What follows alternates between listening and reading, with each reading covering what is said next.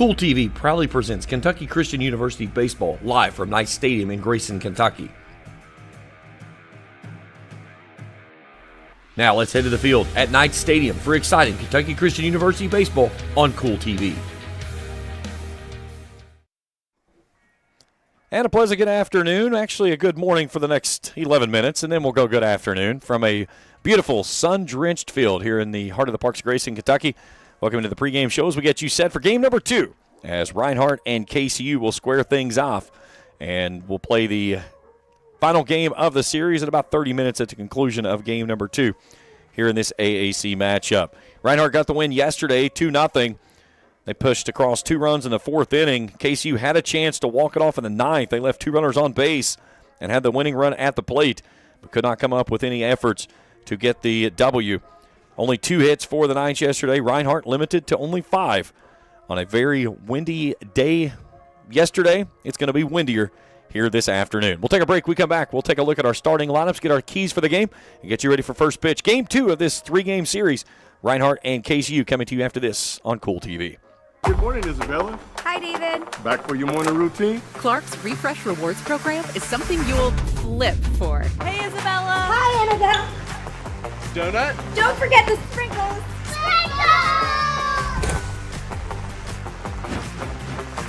Cream and sugar.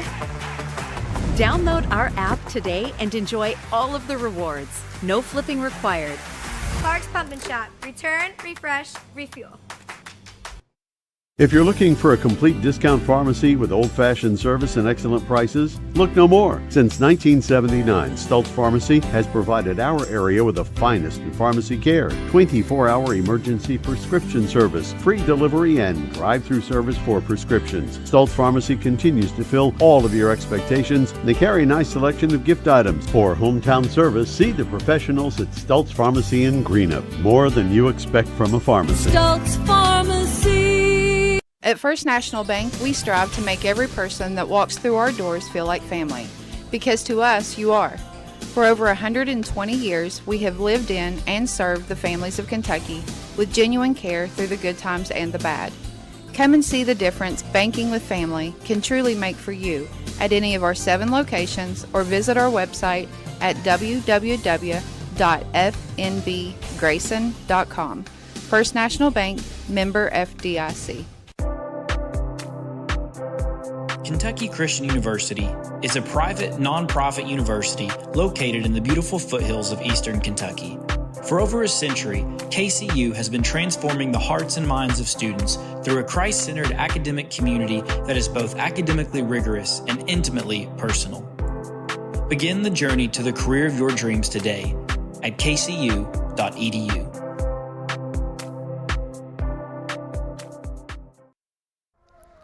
Back here in Grayson as we get you set for KCU and Reinhardt alongside Jacob Hankins. I'm James Carr. Happy to have you along with us here this morning as we get ready to play the twin bill on this beautiful March afternoon that we're going to see. Jacob, you had the call yesterday, 2-0. Reinhardt gets out of here with a victory. What did you see in this game that you take away that both teams are going to have to try to find a way to push across, as obviously KCU wants to even things up and push the rubber match coming up later on today? KCU wants to limit their walks. Yesterday I think they ended up walking, 12 batters is what it finished with. And 12 batters. Reinhardt, you want to push those runners across. If KCU's giving you free passes, then you want to take advantage of those and push them across. I think they ended up leaving all 12 runners on base. So yeah, all 12 on base. Only 2 hits yesterday for the Knights. Pitching yesterday, solid. Again, other than the walks, but again, you limit the opportunities that you give up on those walks, and I think it's a big key to the game here for both teams today. We're going to see a really good pitcher on the mound for Reinhardt. KCU will counter with Combs. Andrew Combs will come in with the start, and again, it's one of those deals as a pitcher, you got to put the ball in play and let your defense work behind you. Yeah, just throw strikes. I mean, if you're KCU, you want to limit the walks because that is a big number. Getting up there 12. If you can get that number in half today, I think you give yourself a really good shot at winning this game. All right, we'll step out for a break. We come back, we'll take a look at our starting lineups and get you ready for first pitch. A breezy day here in Grayson. KCU and Reinhardt. Game number 2 of this 3-game series. We'll continue our coverage after this on Kool TV. If you can picture yourself in a better job and a better life, there are thousands of openings in Kentucky right now. And with the Work Ready Kentucky Scholarship, you can prepare for many of them tuition-free. Good at Ashland Community and Technical College. This scholarship offers 100% free tuition for classes that can prepare you for a great job in healthcare, advanced manufacturing, and more in as little as 13 weeks. Get started today at workreadykentucky.com.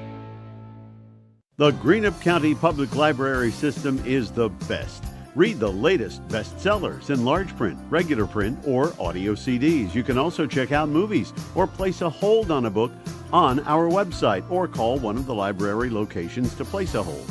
There are community meeting rooms available by reservation at all locations for clubs and organizations. And be sure to check out the Jesse Stewart collection at the Greenup County branch. Check them out on Facebook and Twitter. Primary Plus is celebrating 40 years of its mission of quality, advanced, affordable health care. With over 11 primary care locations throughout the region, Primary Plus believes in our communities and our patients. The Primary Plus name means primary care plus so much more, offering extended services such as women's health, pediatrics, dental, counseling, diabetes management, infusion services, and on-site pharmacy that offers free delivery. Primary Plus believes in connecting health care for you and your family and is always welcoming new patients. Learn more at primaryplus.net. Baseball and softball seasons are here, and Grayson Sporting Goods is your one-stop shop for everything from bats and gloves to helmets and accessories. No matter the age, Grayson Sporting Goods has the size to get your favorite star ready to hit the field. Grayson Sporting Goods also offers a full selection of East and West Carter team gear with custom printing and embroidery available on many items. Stop by Grayson Sporting Goods, located on Main Street in downtown Grayson, proudly serving Carter County and surrounding counties since 1975. Osman Pharmacy and Grill, located at 89 2nd Street in downtown Vanceburg, Kentucky, offers fast and friendly service with a hometown feel. Check out their specialty items in person or order them online at osmanpharmacy.com. Osman Pharmacy and Grill also has daily dinner specials where you can dine in or get your order to go. Stop by or call Osman Pharmacy and Grill today. Osman Pharmacy and Grill, 89 2nd Street in downtown Vanceburg. Since 1932, we've been a proud part of Kentucky, dedicated to serving our members with integrity, respect, and a commitment to excellence. We believe that by working together, we can create a brighter future for everyone. Whether you're saving for a new home, planning for retirement, or starting your own business, we're here to help you every step of the way. So stop wishing and start doing, and let's build a financially successful future together. Thank you for being a part of our journey. JSB Industrial Solutions, Inc. is owned and managed by Shane Wallingford to be a solutions provider for manufacturers tailoring to their specialized needs. It was created with a vision that good communication among all parties will provide the best answer to the problem. From ball mills used in pulverization to custom design of equipment or components, JSB Industrial Solutions, Inc. will gladly work with clients to resolve the issues that are prevalent. Their vision is to make your project their successful business. JSB Industrial Solutions, Tollsboro, Kentucky. Here at Papa John's, we know our stuff. That's why we hand stuff every epic stuffed crust with a whole lot of flavor. And we always start with our fresh, never frozen dough. We never stop exploring new flavors of stuff into our crust. And just wait until you see what we're cooking up next. The new cheesy calzone epic stuffed crust, hand stuffed with a blend of garlic herb ricotta and mozzarella. Because no one stuffs a crust like Papa John's. Back here in Grayson as we get you set for Reinhardt and KCU. Let's take a look at the starting lineup for the visitors on the scoreboard. The Reinhardt Eagles leading things off and playing shortstop is Robert Phelps. Batting second at second base is Kate Chamley. Batting third and playing first base is Nash Crowell. The cleanup hitter is the center fielder Adrian Vargas. Batting fifth in left field, Luca Boscarino. Batting sixth in right field, Barry Eisman. Batting seventh as a designated hitter, Jacob Mantooth. He'll hit for the pitcher, Adam Christopher. Batting eighth at third base, Dryden House. And batting ninth and doing the catching is Juan Pablo Morales. Again, Phelps, Chamley, Crowell, Vargas, Boscarino, Eisman, Mantooth, House, and Pablo Morales. Defensively for the Knights, left to right, it'll be Scott Johnson and Scott. Alviar, Rivera, Garcia, and Hernandez. That's third to first. Behind the dish is Hartley, and on the bump is the right-hander of Andrew Combs. Combs comes into this matchup with a 7.61 ERA. This is his 7th appearance. He's 2-4 on the year. So leading things off is the shortstop, Robert Phelps. And the first pitch is blistered right back up the box and into center field for a base hit. And this baseball game is underway. Similar to the same way the game started yesterday. They were really aggressive early. They really worked the first inning with Hoffman yesterday and just couldn't push across that first run until later in the game. Phelps 7th in the league in hits. That's his 39th on the season. Moves him in a tie with Nash Crowell. And now coming in is the second baseman of Cade Chamley. Shows the bunt, looks at a breaking ball that's downstairs for a ball. 1-0.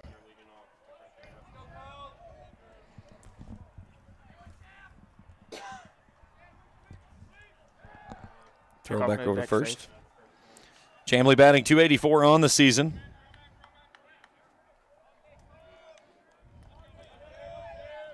Alvear pulled off the bag at third base. Looking for a good double play ball here. In the box again. Hartley smothers it.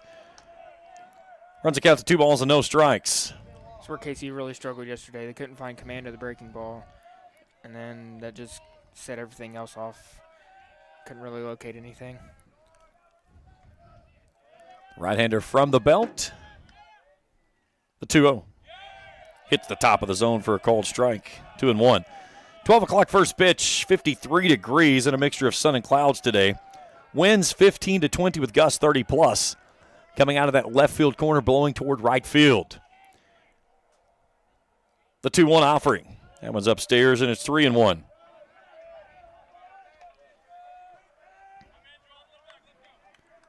Reinhardt comes in with a record of 23-4, 12-4 in conference play.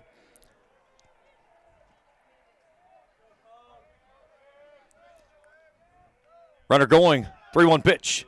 It's fisted foul. And the count goes full. I like the aggressiveness there by Reinhardt. I was thinking the same thing. Now the question is on 3-2, do you put the runner in motion again? I would.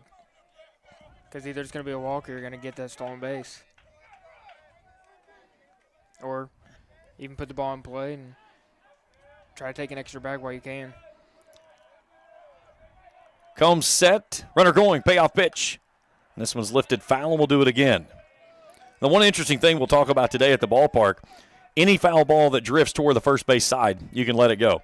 On the third base side into the KCU bullpen, that wind will pull that ball back into play. Yeah, we saw one yesterday. It started foul, and the wind was blowing from right field to left field, and it blew the ball back fair. Ended up bouncing back foul because it landed before the bag, but nice pitch as he comes back there with a two-seamer and gets him inside with a swing and a miss. One away in the inning. That's just as a pitcher where you grab out and you said, I've got my best against your best. Let's see which one wins. So it brings in the first baseman of Nash Crowell. Crowell, 5th in the conference, batting .433 on the season. 2nd with 10 home runs. Leads the team in home runs as well. 4th in the conference in RBIs. 2nd on the team, though, behind Robert Phelps, who leads off and stands over at first base, and the first pitch is in there for a called strike. And as a pitcher, it's what you like to do. Come off a strikeout, jump back out there, get on top. You just want to build confidence for KCU. Runner takes off again. Throw down to second base. Got him. Throw. Really good throw there by Hartley as he cuts the runner down at second base. Pitch was a ball, but a really nice throw. And there's 2 down in the inning.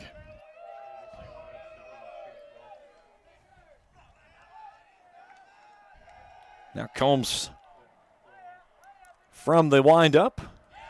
Sneaks that breaker in there for a nice called strike. It's 1-2. It's a really good-looking pitch there. Late breaking ball, too. That was the nice part of it. Base is empty. 2 down here in the first. Nice pitch downstairs for a ball. 2-2. And this is where, as a batter, you got to be looking for something that he's going to try to get you to chase. but you got to try to find a way to get this one into a full count pitch. Slaps this one down the third base side. Backhand by Alvear. Sets and fires a long stretch by Hernandez to end the inning. Eagles threaten. They go quietly here in the first. We head to the bottom of the first. Scoreless with the Knights coming to bat after this on Kool TV. Hello, everyone. I am Rick Clark. Let me introduce you to Carlisle, Annabelle, and Zach. And as you can tell by these commercials, this family has a lot of fun. We have a great team here at Clark's. And we would love for you to join our family. Whether you're a young person looking for your first job, someone who's looking for extra work, or maybe you're ready to start a career at a growing company, we want to talk to you. To find out more and start the process, go to myclarkspns.com. Clark's Pump and Shop. Return, refresh, refuel. If you're looking for a complete discount pharmacy with old-fashioned service and excellent prices, look no more. Since 1979, Stultz Pharmacy has provided our area with the finest in pharmacy care, 24-hour emergency prescription service, free delivery, and drive-through service for prescriptions. Stultz Pharmacy continues to fill all of your expectations. They carry a nice selection of gift items. For hometown service, see the professionals at Stultz Pharmacy in Greenup. More than you expect from a pharmacy. Stultz Pharmacy. Go to the bottom of the first inning in a scoreless affair. Let's take a look at the starting lineup for the Kentucky Christian University Knights. Leading things off and playing right field is Ty Scott. Batting second at second base, Christian Garcia. Batting third and playing shortstop is Jan Rivera. The cleanup hitter is the left fielder, Tate Scott.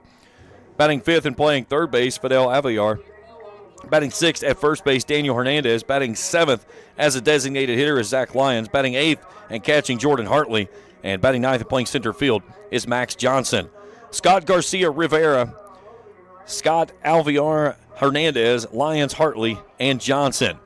Defensively for the visiting Eagles, Boscarino, Vargas, and Eisman. That's left to right. Third to first will be House, Phelps, Chamley, and Kroll. Pablo Morales behind the dish, and on the bump is the big right-hander of Adam Christopher. Adam Christopher has a 1.71 ERA. He has 3-1, and this is his 7th appearance, his 4th start.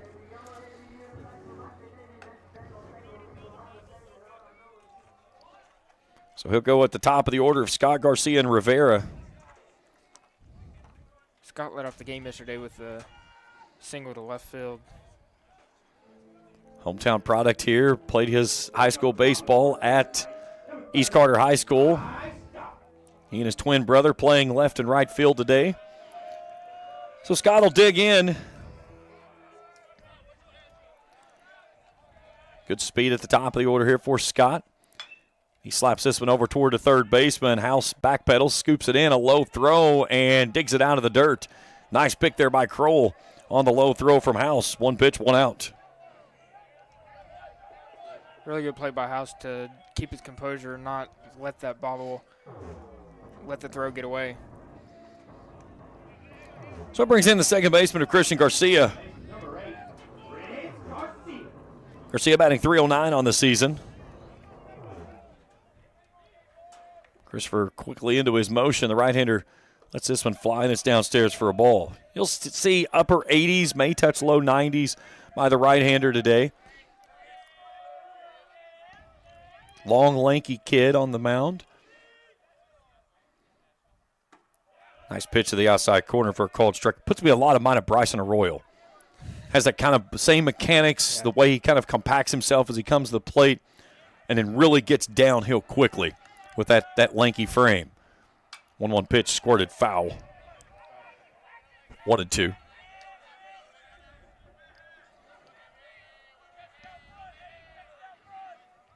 Eagles got a leadoff man aboard. Nice caught stealing to get the runner away, erased, and then a strikeout and a nice field at play to get out of the inning. And they'll get the swinging strikeout there as Pablo Morales will finish things down to first base for the second out of the inning. So Christopher picks up his first strikeout of the ball game. Then brings in the shortstop of Jan Rivera. Jan Rivera hitting .395 on the year. Rivera 13th in the conference at that .380 average coming in.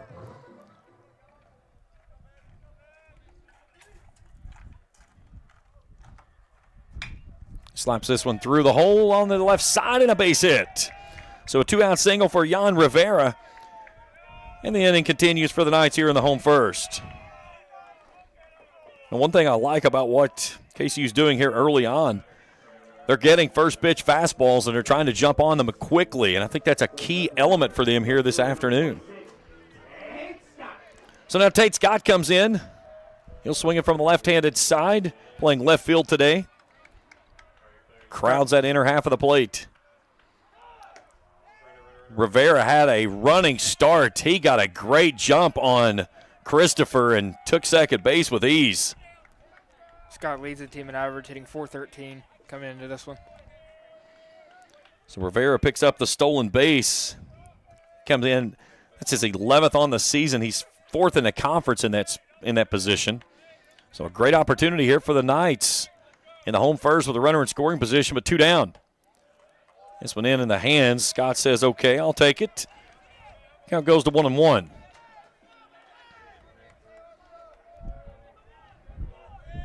Good speed with Rivera out in the second base. Outfield straight away. Right field playing very deep due to the wind blowing that direction.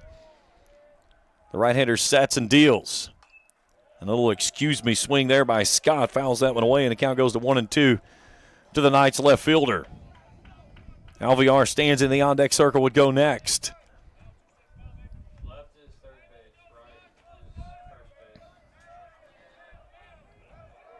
Pablo Morales flashes the signs. Scott awaits. Tries to go to the outside corner, but it doesn't get him to offer 2-2. Really nice pitch there by the right-hander. Especially when a 1-2 count, you want to try and get that lefty to offer, and if he doesn't, then you just come back next and hopefully you can get him to miss. Scott can go oppo. He has a huge hole over on that left side with the shortstop playing behind Rivera out at second. Breaking ball hit right back to him. Christopher will jog it over, make the flip, and in the inning. Both teams threatened in the first, but neither team come up with anything. We head to the second. Scoreless here in Grayson. Back for more after this on Kool TV. Here at Kentucky Christian University, we believe that nursing saves lives. Nursing is more than a career, it's a calling. KCU has a reputation for producing exemplary graduates who excel both clinically and professionally. With options for both in-person and online studies, KCU is ready to help you begin the career of your dreams today. Find out more at kcu.edu. At First National Bank, we strive to make every person that walks through our doors feel like family. Because to us, you are. For over 120 years, we have lived in and served the families of Kentucky with genuine care through the good times and the bad. Come and see the difference banking with family can truly make for you at any of our 7 locations or visit our website at www.fnbgrayson.com. First National Bank, member FDIC.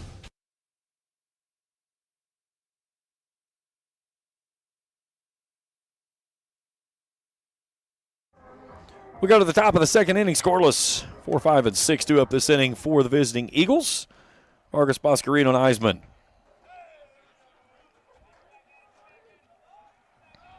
Both teams get a runner aboard. Knights put a runner out at second base, but can't push it across.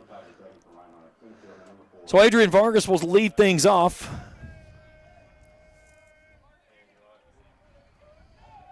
Left-handed batter. Combs, 13 pitches through the first inning. Got himself in a little trouble there to start the first of the inning and then got out of it with a nice defensive play behind it.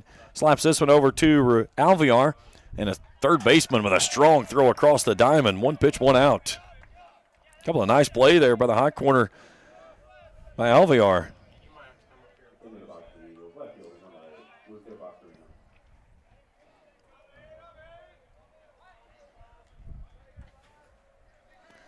So it brings in the left fielder of Luca Boscarino.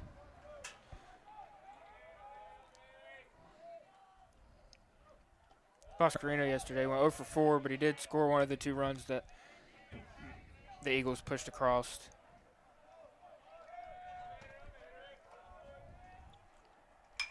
This one lifted skyward, first base side, giving it a look as Hernandez fighting the wind and reaches up and makes the grab, 2 down. Ball just kept going, and kept going. And that's one of the things as on the right side of the field today, you literally just have to take off running and then kind of field it as it's coming back toward you if you need to do so. So Combs with 3 pitches here in the second inning with 2 down, and in steps the right fielder, Barry Eisman.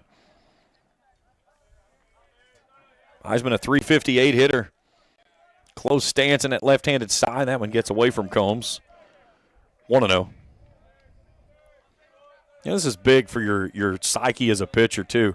You give up the leadoff single, you get out of the inning without getting a runner past second base, and then a quick couple of pitches get you a pair of outs. You really want to take care of business here. And all of a sudden, he's falling behind 2-0.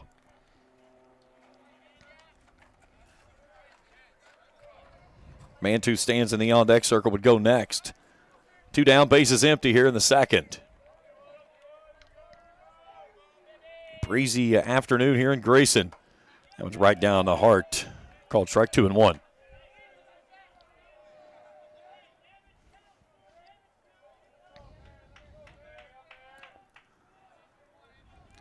Scott playing nearly on the wall in left field. Saw that a lot yesterday.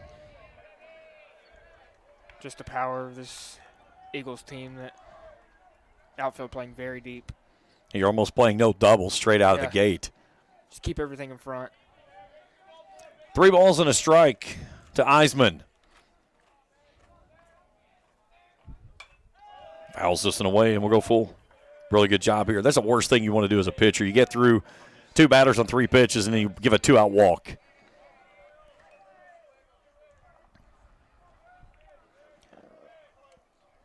Eisman settles back in. Knight's looking for a 1-2-3 inning here in the second.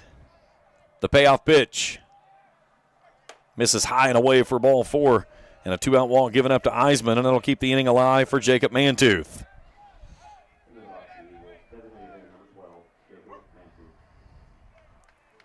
Mantooth, a .347 hitter on the year. 11th in the conference in RBIs with 25.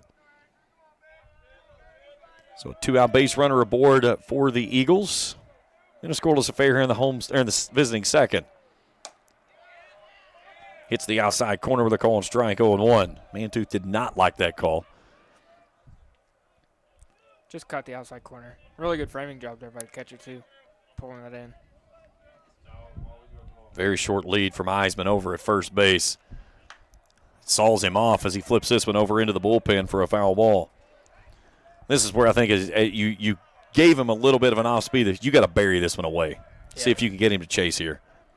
If not, you just come right back with either a fastball or try to sneak a changeup by him. And the 0-2. Chased him, challenged him with a fastball up. And it's fisted away. You're ahead in the count 0-2. You have a couple pitches to work with here. You can afford to make him lay off on a pitch. Breaky ball in the dirt. Nice read there by Eisman as he moves up on the ball in the dirt. Nice throw from behind the plate by Hartley. But either way, Eisman will take the bag. And the count goes to 1-2 with a runner in scoring position for the first time in the ball game now for the visiting Eagles. Reinhardt out of Alaska, Georgia. Making the trip up yesterday. Played the opening game yesterday at 2. We'll play 2 games here today. 1-2 outside corner called, strike 3. That 2-seam fastball sneaks it in on the outside corner to end the inning. The Eagles get one on board. They leave them right there. We're scoreless as we head to the home second after this on Kool TV. If you can picture yourself in a better job and a better life, there are thousands of openings in Kentucky right now. And with the Work Ready Kentucky Scholarship, you can prepare for many of them tuition-free. Good at Ashland Community and Technical College. This scholarship offers 100% free tuition for classes that can prepare you for a great job in healthcare, advanced manufacturing, and more in as little as 13 weeks. Get started today at workreadykentucky.com. The Greenup County Public Library System is the best. Read the latest bestsellers in large print, regular print, or audio CDs. You can also check out movies or place a hold on a book on our website or call one of the library locations to place a hold. There are community meeting rooms available by reservation at all locations for clubs and organizations. And be sure to check out the Jesse Stewart collection at the Greenup County branch. Check them out on Facebook and Twitter. Beautiful afternoon here in Grayson. A little chilly and windy, but certainly pleasant enough for a couple of March baseball games. We go to the bottom of the second inning. Jacob Hankins, James Collier, happy to have you along with us here this afternoon.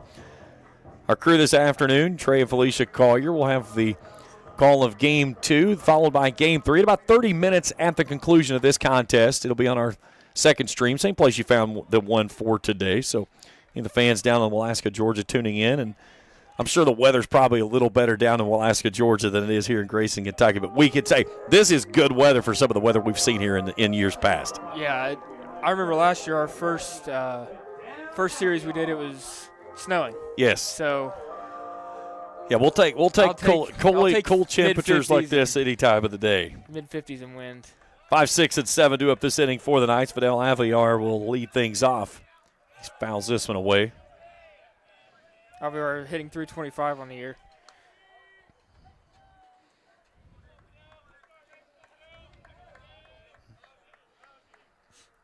A hit each way in the contest.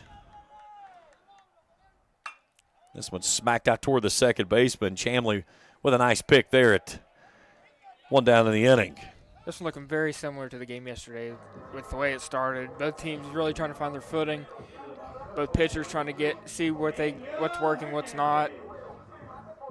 You know, the thing I've been really impressed with Christopher so far about is the fact of he's just basically, here's my fastball, put it in play if you can. Yeah. So Daniel Hernandez, the first baseman, steps in. He hits an awkward ball right back at the shortstop Phelps, who cannot field that one cleanly. It's a hard hit ball. And it'll trickle away from him. It had some really awkward English on it.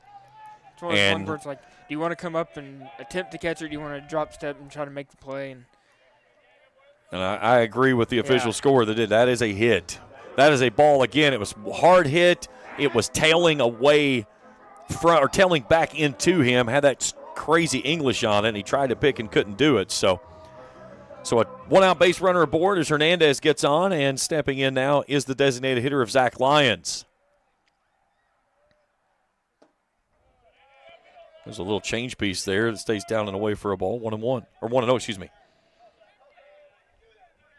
Hernandez fourth in the conference with stolen bases with 14, so he is a threat to run over at first base. Healthy lead there. That one misses. No. They'll sneak that one in there for a called strike. I thought it was high, but it's 1-1, says our home plate umpire. Knights had only 2 hits yesterday. They've got 2 hits already here into the second inning as Hernandez is chased back over to first. Lions hitting 318 on the year. He's got 14 hits and 44 at-bats. You'd like to find a gap right here, put one in, and get runners at first and third if you could. Or just put one in the air and hope the wind does the rest. There goes Hernandez. Throw down to second base, and Hernandez tries to sneak in the backside of the bag, and he does. Really good slide there by Hernandez. He went wide and swam to the bag, and he picks up his 15th stolen base of the season as the pitch was upstairs for a ball. It was a great throw by Morales on a pitch up and in. But now the Knights with an opportunity to dent the scoreboard first here in the home second. Lyon settles in, just needs a ball in the outfield now. Right-hander set from the belt. Big swing and a miss. Nice pitch. 2-2. Catcher Hartley stands in the on-deck circle. Will go next. 3 lefties here in this half of the inning, with Hernandez, Lyons, and then Hartley. Here's Christopher's 2-2. Goes upstairs and gets him to chase and comes up empty.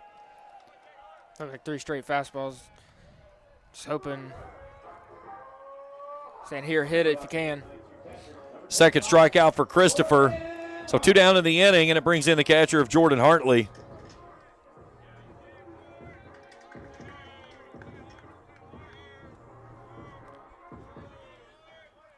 Hartley hitting 250 on the year. It's only his 21st at bat. Big open stance for the lefty.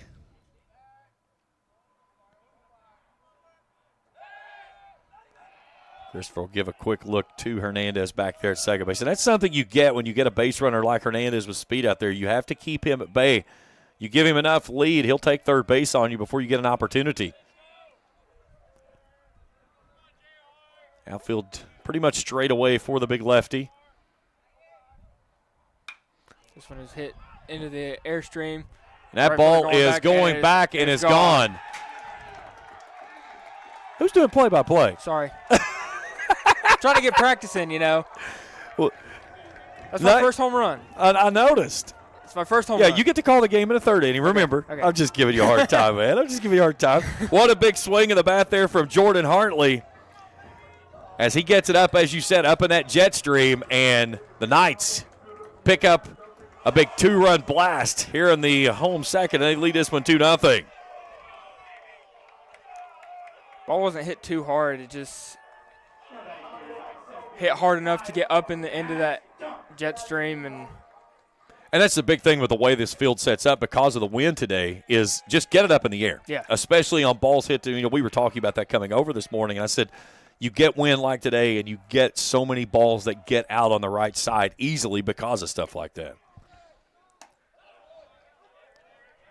Christopher evens things up with a fastball in the outside corner, 1-1.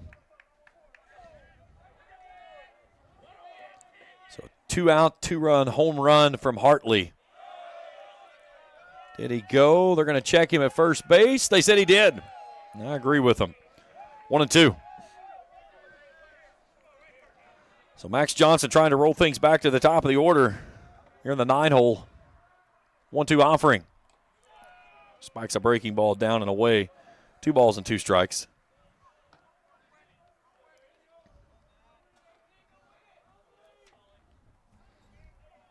Scott in the on-deck circle would go next if the inning continues. So a 2-out, 2-run shot from the catcher, Hartley. As the Knights in front, here's a little cue ball off the end of the bat. Christopher will take the flip himself and in the inning. We head to the third. Knights lead it 2-0. We return to Grayson for more after this on Kool TV. Primary Plus is celebrating 40 years of its mission of quality, advanced, affordable health care. With over 11 primary care locations throughout the region, Primary Plus believes in our communities and our patients. The Primary Plus name means primary care plus so much more. Offering extended services such as women's health, pediatrics, dental, counseling, diabetes management, infusion services, and on-site pharmacy that offers free delivery. Primary Plus believes in connecting health care for you and your family and is always welcoming new patients. Learn more at primaryplus.net. Osman Pharmacy and Grill, located at 89 2nd Street in downtown Vanceburg, Kentucky, offers fast and friendly service with a hometown feel. Check out their specialty items in person or order them online at osmanpharmacy.com. Osman Pharmacy and Grill also has daily dinner specials where you can dine in or get your order to go. Stop by or call Osman Pharmacy and Grill today. Osman Pharmacy and Grill, 89 2nd Street in downtown Vanceburg. Step on your toe. Yeah, step on me. We go to the top of the third inning. Knights in front 2-0 after the 2-run shot from the catcher, Hartley. And what is my producer doing back here? He's got all kinds of buttons going on. Here for the play-by-play, even though he took over on me there in the second, is my good partner here, is Jacob Hankins.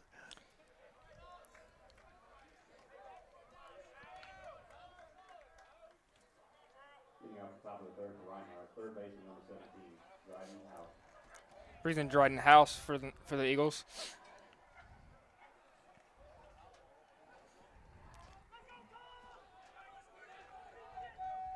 House, a 229 hitter on the year.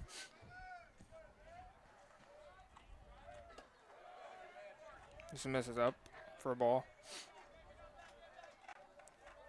Again, if you're KCU here, you want to build on that momentum you've got. You had a big inning, a big play to end the first. You got the home run there in the second.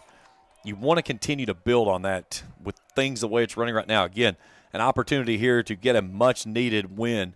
Not just a win, but a conference win.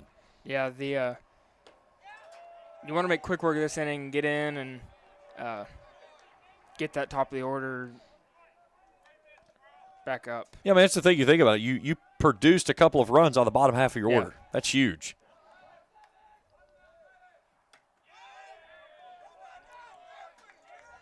Challenged him up and in, and This got the is swing and miss. I'd go right back at him up here again. He Yeah. looked very uncomfortable in that position. I would come back up and in if I could. You got a couple pitches to work with, so here's the 2-2. Goes away for a ball. Count runs full.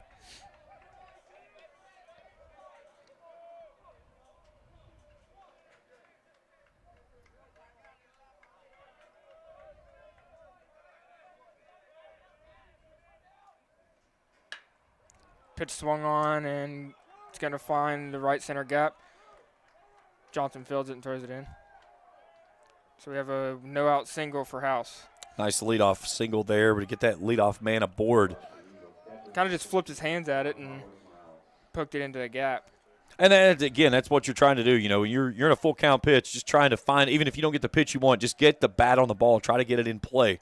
Did a really good job there on that one. It brings in the catcher, Juan Pablo Morales.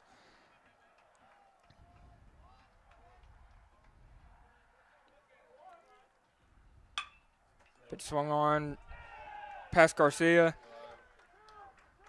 Runner going first to third. Still no throw in. And now we have first and third for the Eagles. The runner in scoring position. Really like House being aggressive there off the bat, being aggressive towards second base. They got him third. And now a big opportunity here for the Eagles as they go back in the top of their order with runners at first and third and nobody out. Saw this a lot yesterday where they had runners on with no outs and just couldn't push anything across. KCU did a really good job of finding the next few pitches and getting the outs they needed, whether it be a ground ball double play or 2 straight strikeouts and then a fly out. That's going to allow the runner to move up to second base on the pitch in the dirt. Nice job, though, by Hartley to keep the runner at third. And I was wondering, coming in when I saw this, I was doing some research last night and trying to figure out how the leadoff guy is the leading RBI guy on this team, as Robert Phelps third in the conference at 33. It's because you're setting the table from the guys in the bottom of the order. Yeah. It's not your typical 8 and 9 guys that you see where you can throw fastballs to them and hope they miss, or you have to actually pitch to them. And as the Eagles push across a run on a fielder's choice to the second baseman, Garcia. And I like Garcia's decision there. He looks a hard run over at third base and sees that guy made a nice break on the ball, which is what you're taught to do. Go ahead, take the out, give up an out for a run, but now the infield's going to try to come in with that tying run at third base. Pitch swung on, hit to right field. Scott making chase. This is going to plate the tying run. And that's what you're taught as a batter. When you've got an opportunity, you've got a runner at third base and less than 2 outs, just get a ball high in the air in the outfield, and just that quickly, Reinhardt evens things up. Something hard to the opposite side.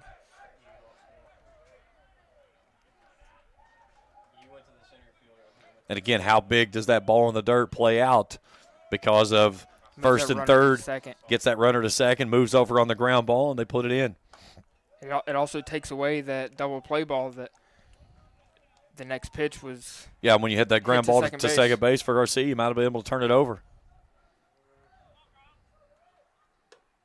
It's funny how the game, it balances itself out so easily. Baseball's a funny game. Funny and fun. Yes, for 100%. 100%. Hit to Rivera, diving play. What a play by Jan Rivera.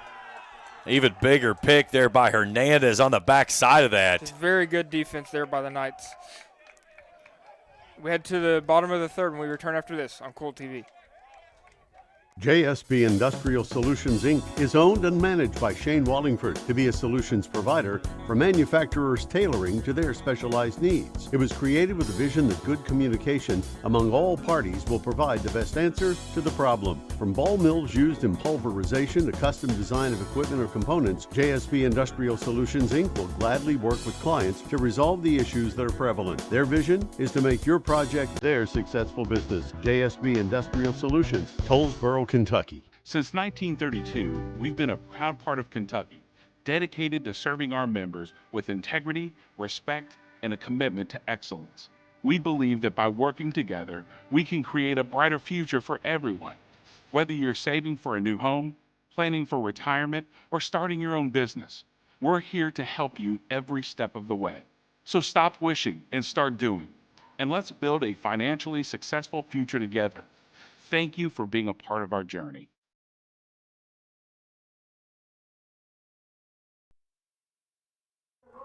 Back out here on Kool TV. Top of the order due up for the Knights. And Scott, Garcia, and Rivera. This is where KCU, again, you give up the 2 after getting the 2. Now go back out and continue to put pressure on Christopher. He's a first ball fastball guy. Jump on. You want to see what he brings through this second time of the order. Does he come back trying to stay getting on top of you with that fastball, or is he going to try to maybe start sprinkling in some off-speed pitches? Time will tell. Scott 0 for 1 today with the ground out. I'm enjoying Scott's walk-up music too, by the way. I think it was a little bunt called strike. I think it was a little Tchaikovsky, if I'm not mistaken. I'm showing off a little bit of my lack of knowledge of classical and. Yeah, you lost me. That's okay. I'm pretty sure that was Tchaikovsky, but I like it, man. The freshman getting the walk-up song. And one thing with Scott, both the Scott twins, I mean, there's no moment too big for them. Just phenomenal baseball players, athletes. Just they do a really good job of taking what's there. Have a lot of speed too. This one is outside for a ball. You know, they really didn't have a whole lot of reason because they had to chase around their brother Trey, who was I think he was 3 to 4 years older than them. They never played together in the high school ranks that I can remember. Brian and Melanie, their mom and dad, great family, great folks.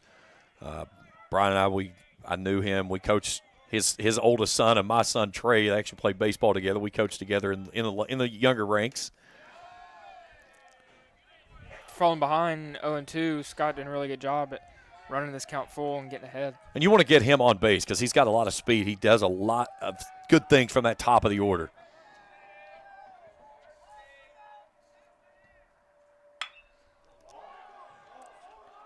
Pitch is swung on, and it might be out here. It's off the wall. So Scott will pull into second with a double, and I think that might be subject to the wind and why that ball stayed in. Just because I know him and I love the Scott family, I'm going to give him some hard time right here. That's warning track power is what that is.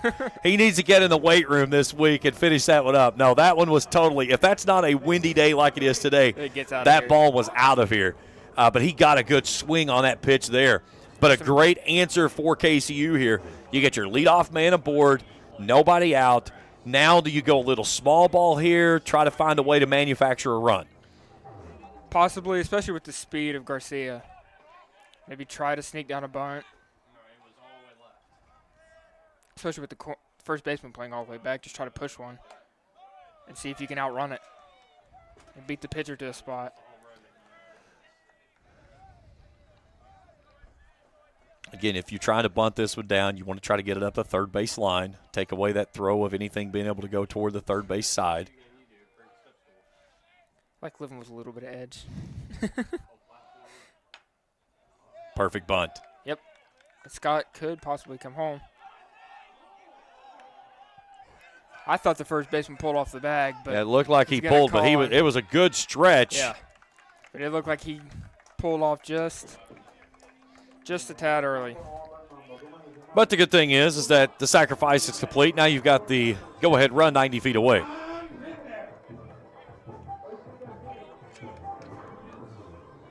Now Jan Rivera stepping in, and this is a guy you want at the plate in this type of situation. Yeah, Rivera 1 for 1 today. Infield coming in now. That hard single. Really good job there by Chamley. And that's a good read by Scott over at third base too, because of the fact that he had the weakly hit ball to second base with the second baseman pulled in, and he couldn't break on that because it would have brought Chamley to the plate. So I think Rivera caught a piece of the crowd there. Yeah, that's what it looks like. Stepped on him. He's got the cleat off, looks like. I have had that happen a few times. It is very painful. Yeah, just a hustle play going bang, bang down the line there. And 2 quick outs here for Christopher. Really good job after giving up the leadoff double to find himself and pull himself together to get 2 quick outs. And that's something now that your KCU, you kind of you got the bunt to move the runner over. Just get a little bit too aggressive there, trying to jump on that pitch, and maybe didn't get the one that you needed. I have some coaches getting animated.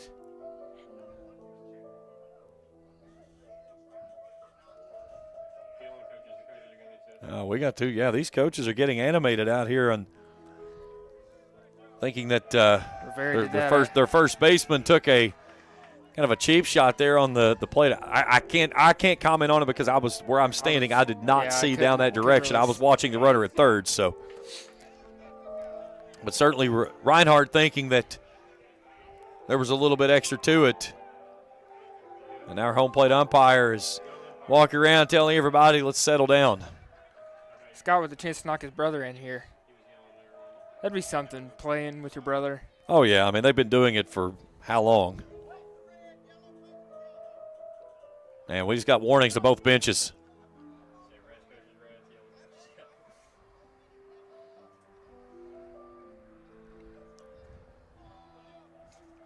And some more Shevkovsky. I got to check this out. I'm pretty sure that's what this is. Yeah, I'm not sure. I'm probably just showing my total ignorance with classical music. I know this song, but I just don't know exactly what it is. We'll try to get some. Yeah. Try to get some Shazam going. Yeah, tried to get the Shazam out there, and it didn't Let's work. get back to baseball.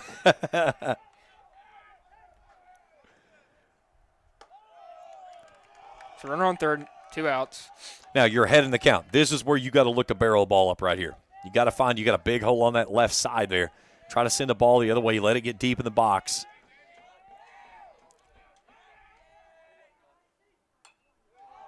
That's what he's trying to do. He's trying to go that way. Just throw your hands at it. And he's trying to squirt it through on that left side there. Especially with the shortstop playing so far up the middle. As you can see right there on your screen. Yeah, he's about 8 feet off the bag up the middle.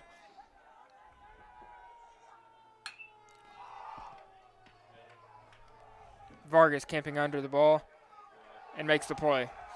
So after a leadoff double, Christopher works out of a jam. We head to the top of the 4th when we return after this on Kool TV. Baseball and softball seasons are here, and Grayson Sporting Goods is your one-stop shop for everything from bats and gloves to helmets and accessories. No matter the age, Grayson Sporting Goods has the size to get your favorite star ready to hit the field. Grayson Sporting Goods also offers a full selection of East and West Carter team gear with custom printing and embroidery available on many items. Stop by Grayson Sporting Goods, located on Main Street in downtown Grayson, proudly serving Carter County and surrounding counties since 1975. Here at Papa John's, we know our stuff. That's why we hand stuff every Epic Stuffed Crust with a whole lot of flavor. And we always start with our fresh, never frozen dough. We never stop exploring new flavors of stuff into our crust. And just wait until you see what we're cooking up next. The new cheesy calzone epic stuffed crust, hand stuffed with a blend of garlic herb ricotta and mozzarella. Because no one stuffs a crust like Papa John's. Back out here on Kool TV. Due up for the Eagles. Vargas, Boscarino, and Eisman. It'll be 4, 5, and 6. Combs is due up to face. Kind of eventful bottom half of the inning. Scott led off with a double, and then Christopher gets out of a jam with around 8 or 9 pitches after that. So after a full count double, he works out of the jam. Vargas 0 for 1 today. The ground out to the third baseman. First pitch breaking ball in there for a strike. Yeah, nice breaking ball to start him off. Again, you start pitching guys backward, and you make them start thinking, okay, what am I going to do? You jump on top with a breaker, then that opens up so much stuff. Saw that a lot yesterday. They tried to get in there sneak that breaking ball in. And that's one of the things with a left-hander is when you sneak that breaker in there on the belt, then you come back. He's got a really nice two-seamer that he's used a couple of times. You can pick up a couple of strikeouts. You throw that two-seamer away from that guy, you get what you see right there. Off the end of the bat, little flares out into the outfield, shallow hit ball. But a really good job there of going at him.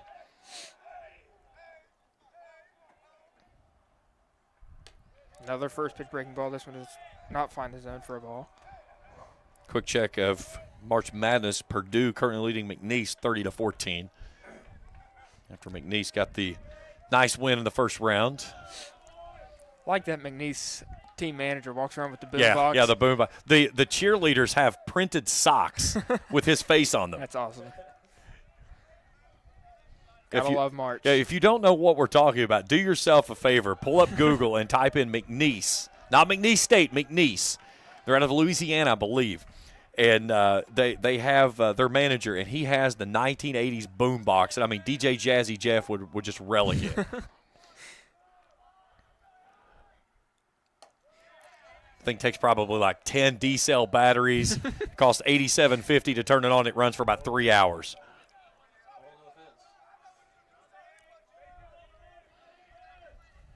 Here's the 3-1. Outside for a ball.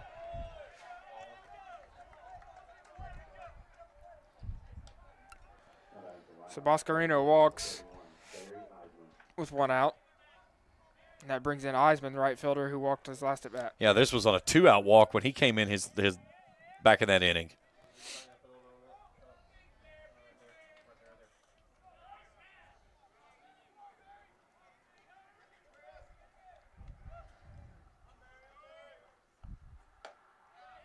Yeah, good first pitch strike right there. Threw 2 first pitch breaking balls to the previous batters. He's probably sitting off speed, so. And again, I don't think that you don't have a guy that's going to try to run over here at first base, so it gives you opportunities. You don't have to just think about, trying to go fastball to get it in there. You've got to find something that you can throw to get your spots with. Yeah.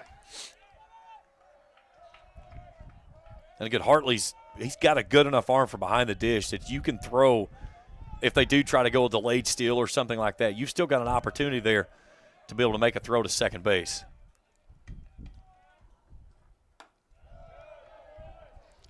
Short lead for Boscarino over there at first. Combs really losing command on this. These last couple of pitches, he's kind of falling off the mound as he's losing it away.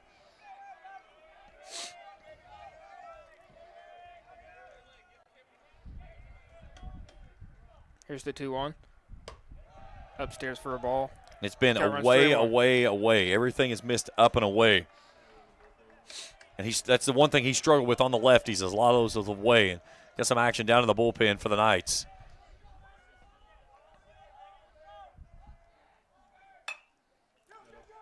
Ball in play to Rivera. Flips to Garcia. And missed the double play by half a step. Yeah, a little bit of a juggle on the feed out at second base from Rivera over to Garcia. Garcia turned it quickly, but Rivera kind of looked like he got caught in his mitt and couldn't get it clean. They got the lead runner, which is the most important thing, but it could have been an inning double play. But either way, you take care of the lead runner, you take care of business. Again, that's what you want to do defensively. Yep. Make sure you get the lead out. Yeah. Make sure of one. That's what I was always told. Yes, always get one.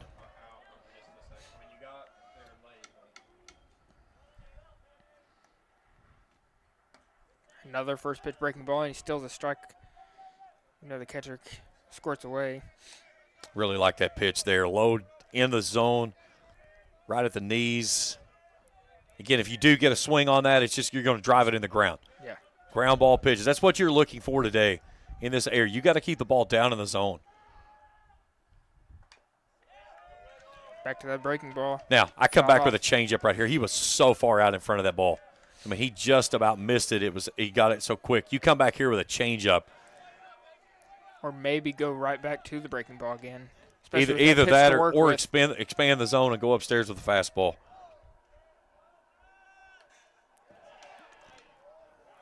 There's a foul ball, fouled off his hands. Tried to come up and in. He went up and in all right. Yeah, he got him on the hand. Saw that happen in a high school game that I was at Monday or Tuesday evening. I can't remember which one, but kid swung and put the ball in play with his finger. Yeah, and there is nothing worse than a day like today when it's kind of cool and chilly out and you take one off the hand, finger, anywhere. Man, it just hurts. It goes all the way to the bone. You saw him peel that batting glove off as he takes a long look at it. Well, we have a break in the action. This afternoon's game is brought to you in part by Sparks Funeral Home, located on Main Street in Grayson, locally owned and operated, and always caring for the community. Sparks Funeral Home, located in downtown Grayson. By Kurt Robinson State Farm Insurance in Flatwoods for home health, life, and auto. Let Kurt and his staff help you. That's Kurt Robinson State Farm Insurance, located in Flatwoods. Game 2 of the 3-game set. Play Game 3 coming up at the conclusion of this one, probably around 30 minutes. And KCU trying to make it a rubber match after Reinhardt stole away yesterday 2-0. 9-inning affair, 2 runs in the 4th inning was all they needed, and kind of just rode the hot touch of their dude Andrew Herbert. He is all that. He was on yesterday. He had a couple. His second inning was a little rough, but after that, I don't think he had an inning with pitches over 15 pitch innings. Yeah, he goes yesterday, 7 innings, 2 hits, 7 strikeouts, walked 2, hit 1 batter through 96 pitches in those 7 innings. Brett Allen picked up his 7th save of the season. That also, I believe, leads the AAC as well. Hoffman took the loss in 4 1/3 innings of work before handing the ball off to Jimmy Jamar Matos. All right, so we're going to get a pinch hitter as the trainer is taking a look at his hand, and I believe we're going to have a new batter come to the plate. We'll see here what the decision is going to be. And, yeah, we will get a new hitter coming to the plate. That's going to be Cannon Dorsey.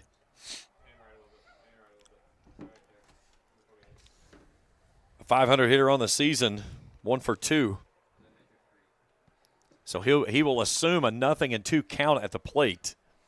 This is going to be a weird at bat for him. Yeah, and this is as a pitcher, you don't give him a fastball. No. Throw something off speed, get him off balance, and then come back with a fastball if he doesn't go with this one. But yeah, this is a tough place as a batter to step into an 0-2 count, especially considering the fact that you've had 2 at-bats on the season. Yeah.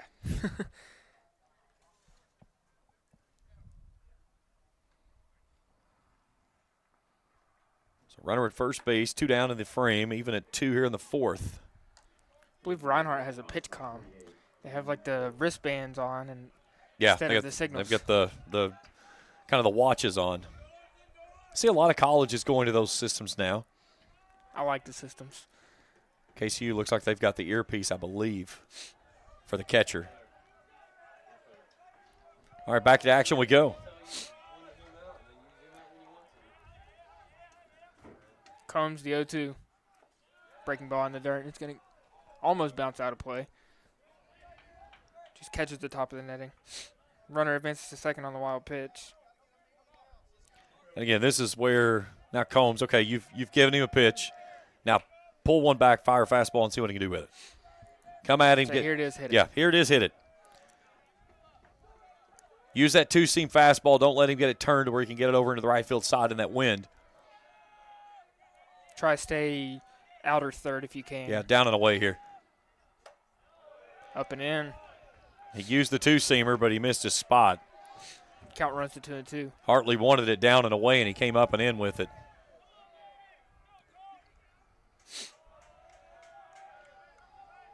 Eisman out at second.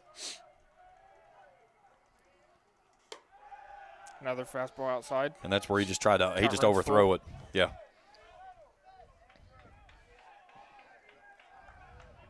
House stands in the on-deck circle.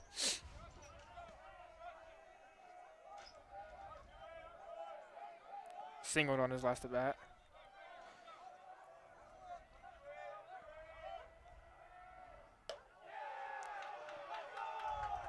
What an at-bat so the there. Pinch hitter works a walk after not being down 0-2, but being down 0-2. Yeah. Sees 4 straight balls. So now there's 2 on with 2 outs, and in steps Dryden House, the third baseman. And we're going to get a visit to the mound. And that might be it for Combs. 59 pitches. With 2 down here in the top of the 4th inning in a 2-2 affair.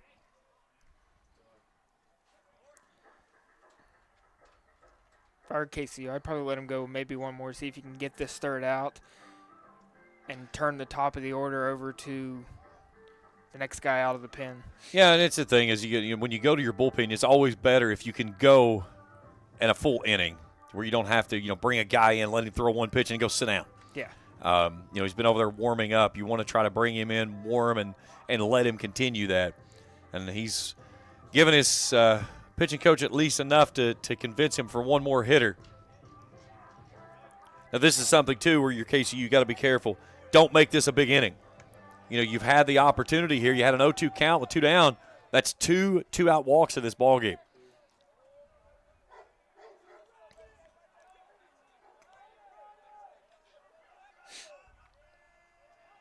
Two on, 2 out. Top of the 4th.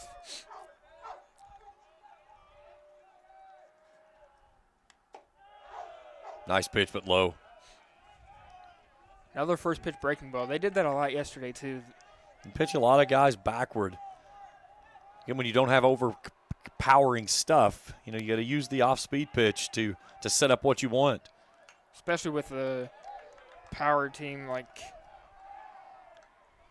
Reinhardt, they swing it well, so you want to try to get them off balance and feel uncomfortable in the box. Well, the other side, too, is if you're seeing a lot of off-speed pitches, a lot of junk, it makes that fastball jump. It gets a little bit more late life to it when it does come out of the hand. Down and away for a ball. And try to change up there.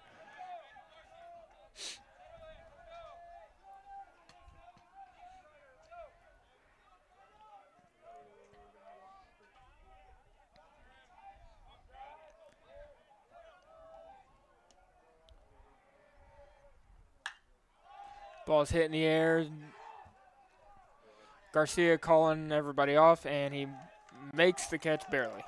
Almost drops it, but he holds on, and the 2-out threat is shut down. We head to the bottom of the 4th, and we return after this on Kool TV. Good morning, Isabella. Hi, David. Back for your morning routine? Clark's Refresh Rewards program is something you'll flip for. Hey, Isabella. Hi, Annabelle. Donut? Don't forget the sprinkles.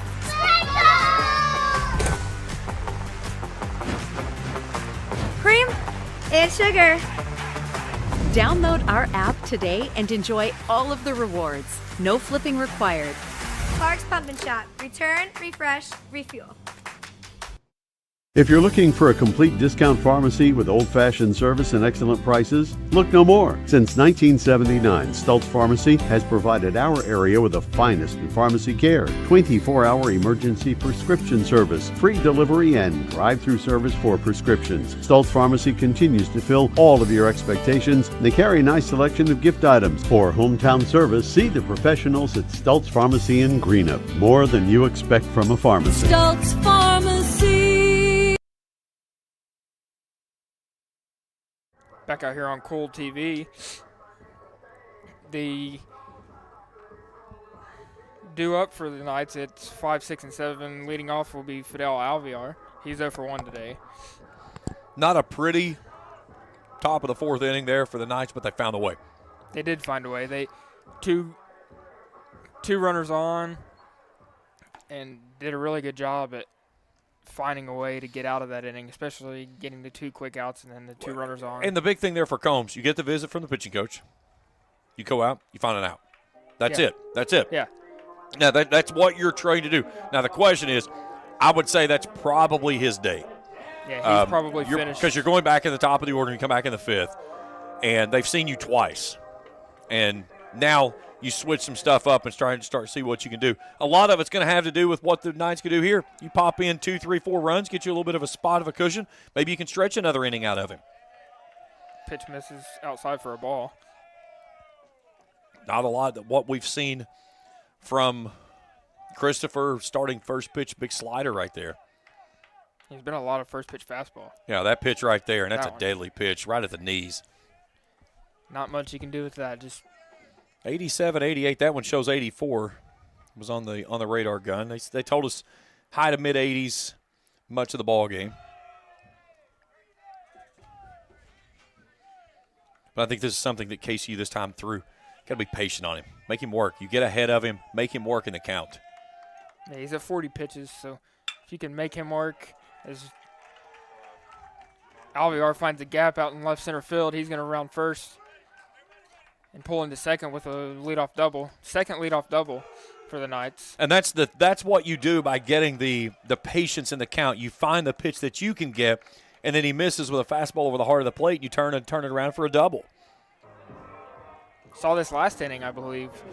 The Knights couldn't push across that run. Stranded him. But now you're in the heart of the order that got you the runs that you got. Runs. Yeah. So, in steps Hernandez. He's 1 for 1 today. 6 in the conference in RBIs with 29 on the season. First pitch fastball in for a strike. Really good pitch there. Yeah, right at the top of the zone. Hernandez gives a little head nod, says, yeah, I agree with that. Again, in this situation right here, you're looking for your one pitch. That's all you're after. Yeah. Something you can do, hit it to the right side, move your guy to third. You want a ball on the ground, nothing in the air here. Or if you do hit it in the air, hit it deep enough in the right field corner where you can tag your guy. Yeah.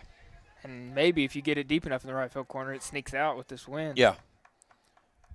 But that's the other thing, too, is, if you do get a routine fly ball that's deep enough in the right field, I think you still try to tag your runner because you're throwing into that headwind, which is going to knock that ball down some, too. Finds the right side. A really Runner smart. Advances to third. Yeah, smart play there by Alvear as he froze out at second base to make sure that ball didn't get laced by the second baseman after Hernandez turned on it. So now the Knights with a great opportunity here with the runners at the corners. So after the leadoff double, there's a single by Hernandez. Runners on the corners, nobody out.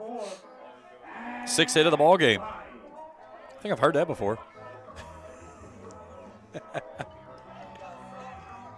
Corners in, middle back. You're looking for a double play ball up the middle. Alvear's got to be smart at third base on any ground ball in the infield.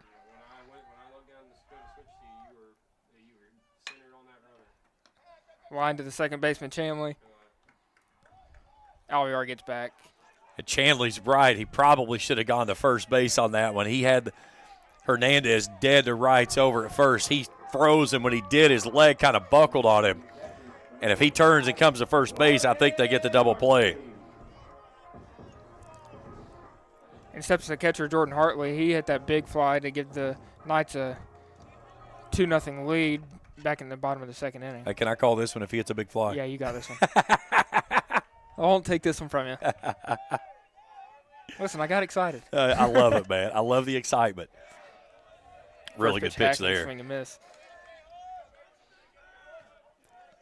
I would almost think here with good speed at third base, if you get a ball in the infield, anywhere back to the pitcher, you're going to try to move him. Make the pitcher make a decision if he fields the ball. He's going to poke this one to left field. Left fielder coming on, and Alvear fakes the tag but retreats to third. And that was a ball there where Alvear, just because of where he was down the line, he scrambled quickly back to the bag. He was trying to get back to the bag because that ball got so quick into Boscarino's glove, and it didn't give him a chance to tag. It was nothing that he did wrong. It was just that ball got on Boscarino so quickly. Yeah.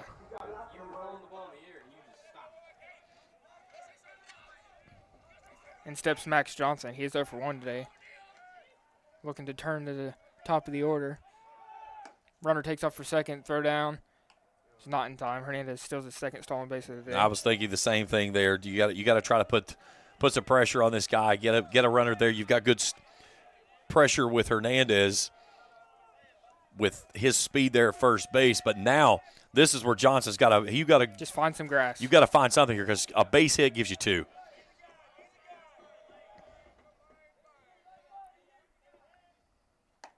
Really good looking breaking ball there. Yeah, snap that 12-6 in there perfectly. So now he's really going through the repertoire of pitches. We've seen the slide piece. We've seen the hard breaker there. Now that fastball, you can really jump on top of it and come at you. Maybe try to live outside. I'd go slider right here. There it is. Ground ball to the shortstop. Phelps fires over to Crow. Christopher gets out of the jam. So yet another leadoff double, and the Knights cannot push it across. We head to the top of the 5th. We return after this on Kool TV. Here at Kentucky Christian University, we believe that nursing saves lives. Nursing is more than a career, it's a calling. KCU has a reputation for producing exemplary graduates who excel both clinically and professionally.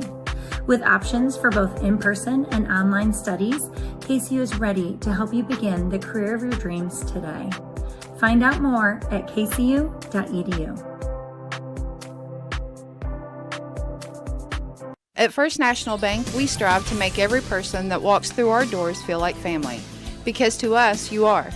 For over 120 years, we have lived in and served the families of Kentucky with genuine care through the good times and the bad. Come and see the difference banking with family can truly make for you at any of our 7 locations or visit our website at www.fnbgrayson.com. First National Bank, member FDIC.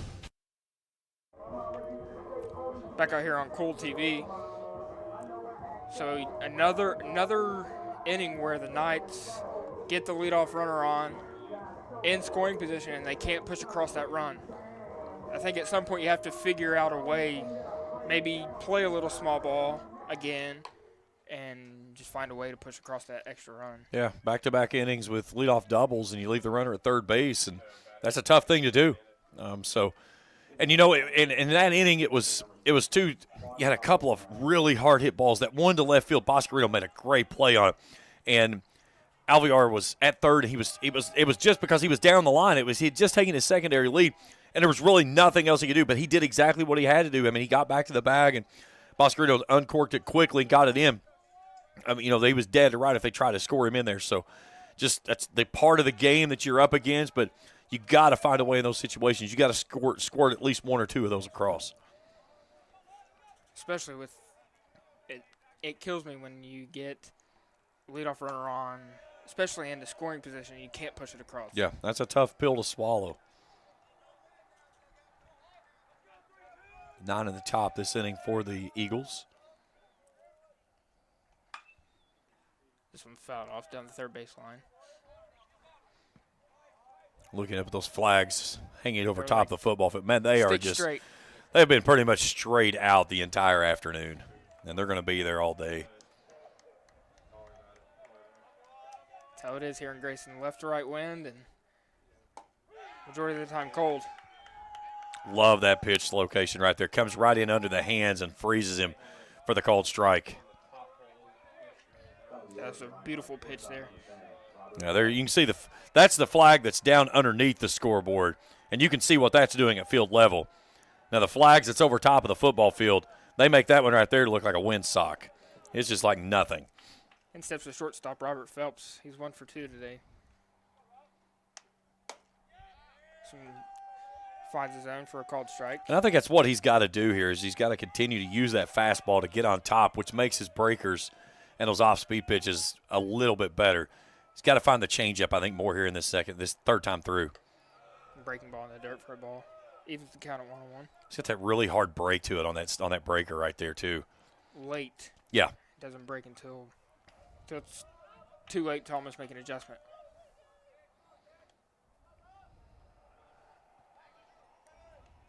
Seven hits total yesterday. We've had 10 already in this game. This one downstairs for ball. 69 pitches for the right-handers, so.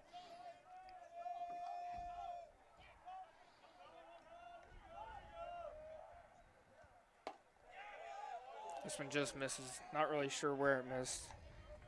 Maybe low. Good-looking pitch there.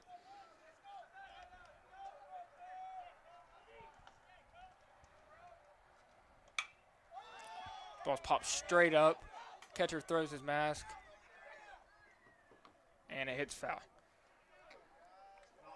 It's got to be really tough as a catcher, especially in this wind, to find time to throw your mask off and look up. Well, and the hard part of it is you're trying to make that adjustment for that wind of where it's moving that thing around. And I feel like just by the body language that I saw between he and Alvear there, maybe he got called off, and then Alvear kind of gave up on it or something because he kind of looked at him and was like, why didn't you get the ball? That's a frustrating thing as a catcher when you get one sized up like that and you can't call it in. Hard hit single to center field by Phelps. Yeah, and we have a one-out single. And Hartley, he just stood up there, took his mask off, and turned around, and I could see the body language on the catcher right there. I mean, that's a frustrating play when you have a ball like that that probably should have been an out and turns into being a hit. That's a tough pill to swallow there.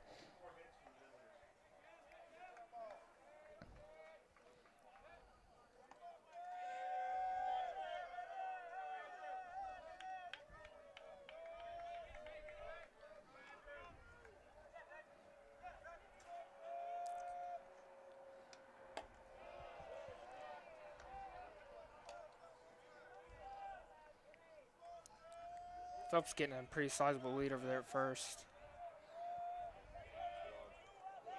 Phelps sixth in the conference with 12 stolen bases. Keep him honest over there. He's a guy you got to keep honest on that spot over there because of his speed.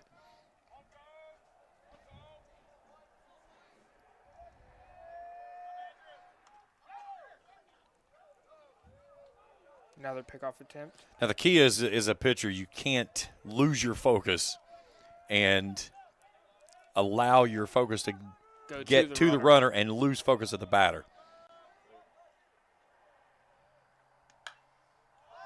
It's fouled out of play. Got in that wind again. Yeah, that's the thing. A ball that's drifting toward that first base dugout, it's pretty much a goner. It's not going to stay in. But when you get that ball over that gets over in the over behind the dugout and into the bullpen area on the third base side, that ball will bend back into play.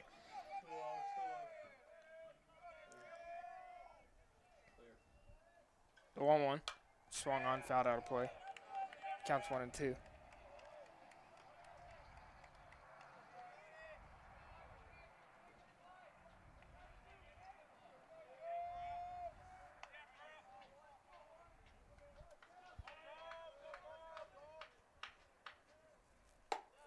Misses upstairs, evens the count at 10-2. Combs getting up there in pitch count. He's at 76 pitches. We're a third of the way through the fifth. Runner takes off for second. Catcher Hartley cannot make a clean transition, so Phelps is in there with the stolen base. Count runs full.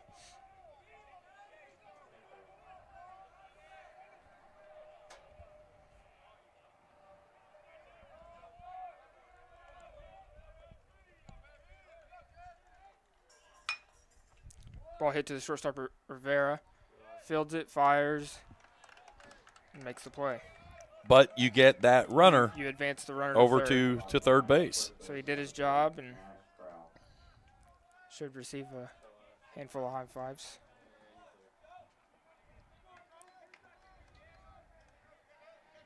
I'll check something here real quick. Yeah, that right there should be 4. They've got it wrong on the scoreboard.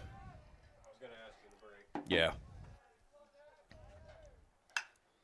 Hard hit ball to the second baseman, Garcia, and it gets through for a base hit. 1 run is scored, and Crowell is rounding first and looking for 2. He pulls into second with an RBI double. And, the bad part of that is that guy that just scored was the fly ball behind home plate. The mental mistakes.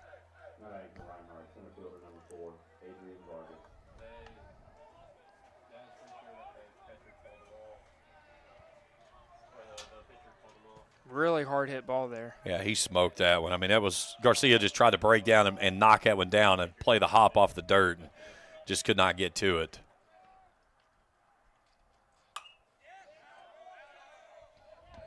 I wouldn't say out. That one might have a potential coming back in, but I think it stayed out. Yeah, he actually got outside the complex. Not far enough out of the complex, but he did get out of the complex. There's a Cybertruck driving through center field. That's the first time I've seen a black one. Yeah, I haven't seen a black. I've only seen the silver. Yeah.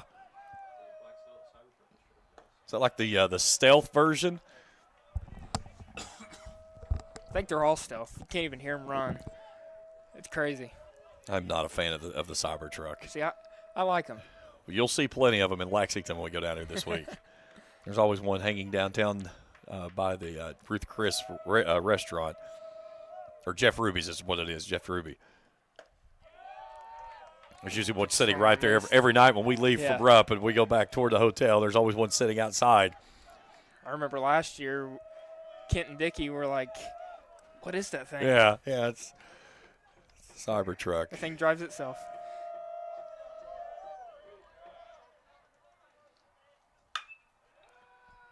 Hard hit ball to right field just off the glove of Hernandez, and this might play to run. So an RBI single drives in the 3rd run of the ball game for the Eagles. 2 out. Really good effort there by the first baseman Hernandez. Just out of his reach. 2 out RBIs too.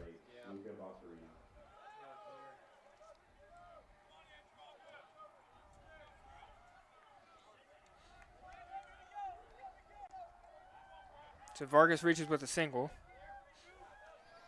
In steps Boscarino, who's 0 for 1. With a walk and a fly out to the first baseman. Runner takes off for second, and the ball gets away.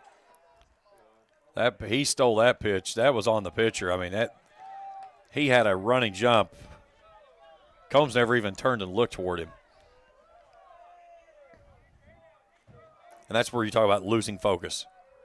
You forget that you've got a guy over there and you don't even give him a look, and he gets a run and go. And now the catcher's going to go out and quick have a work with him, just saying, hey, man, let's make sure we're back on the same game plan. We got to stop the bleeding right here. You don't want to let this, again, that one play back here at the plate, everything is hinging around that right now. Yeah. You've got to flush that. You've got to put that one behind you. You've got to stop the bleeding right here. This is a 2-run ball game. There's a lot of baseball still to play. You're still in this ball game against one of the top teams in the conference right now. You've got to find a way to stop it here and not allow this thing to balloon into a 4, 5, 6, 7 run inning. I do believe they're the 5th ranked team in all of NAIA. So I think I saw that earlier.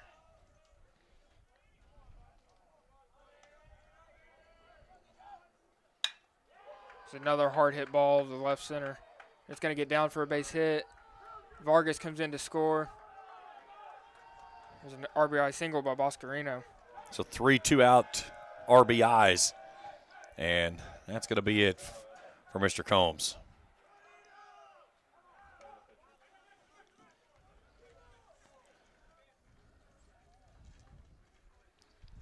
Combs goes 4 2/3. We have a pitching change. We'll have all the numbers when we return after this on Kool TV. Hello, everyone. I am Rick Clark. Let me introduce you to Carlisle, Annabelle, and Zach. And as you can tell by these commercials, this family has a lot of fun. We have a great team here at Clark's. And we would love for you to join our family. Whether you're a young person looking for your first job, someone who's looking for extra work, or maybe you're ready to start a career at a growing company, we want to talk to you. To find out more and start the process, go to myclarkspns.com. Clark's Pump and Shop. Return. Refresh. Refuel.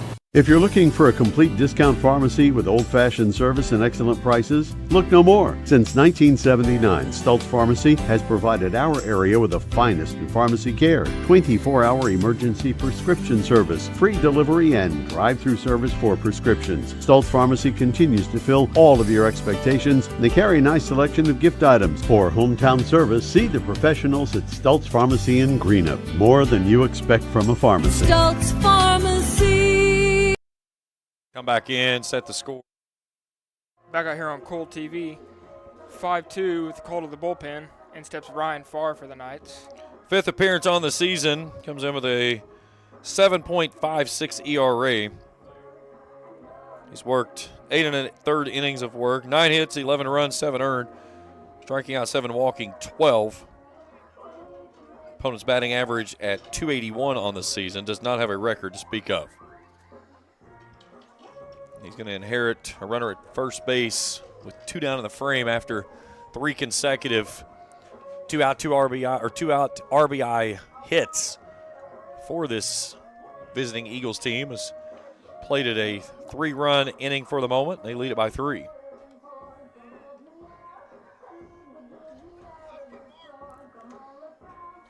This all stems back to that ball that dropped here foul. Right in front of us, right behind the catcher. Just some miscommunication and proved to be costly. And it's one of those, it's a tough pill to swallow when you have something like that you can go back and put your fingerprint right on and see it. Purdue leading McNeese 38-20. That game at the half in March Madness. Andrew Combs goes. Now he's not done yet. He's still on. He still owes this guy. This guy over here belongs to him. His book's still open.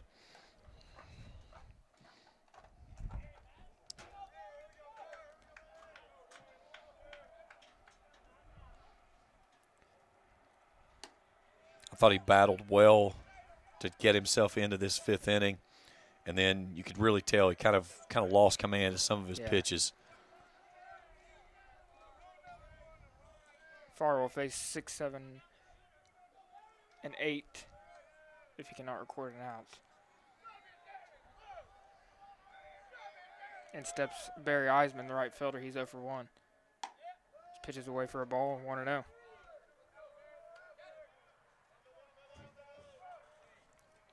Trying to peek down here below us. They've got the little pocket radar gun out. I saw 80-something. I couldn't tell what it was on the fastball, though. Look like 81 maybe. 81 or 87. Couldn't tell if there's a little crooked number at the top or not. He keeps moving his hands so quick, I can't tell. The 2-0 in there for a strike. Count runs to 2-1. Yeah, 81 I think was the number.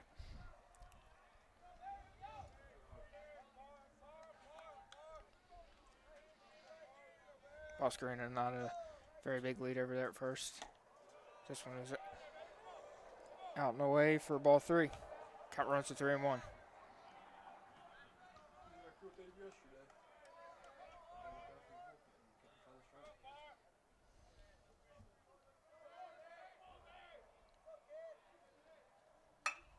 Hard hit ball into the 6th hole. It gets through for a hit. Boscarino around second. Stays put. So runners first and second with 2 outs. Nice job there, taking that ball where it wanted to go. It was pitched outside and just take your hands, let it work through the zone. As we take a look at it here on the instant replay. And just really nice piece of hitting there. Slap it the opposite direction and 2 outs. That's a replay. My producer said, he goes, I don't really know if I know what I want to use a replay for. I said, just start hitting it. We'll make it work.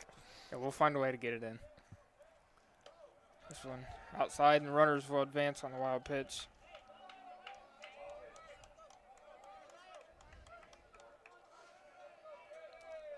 He's missing a lot out in Farr.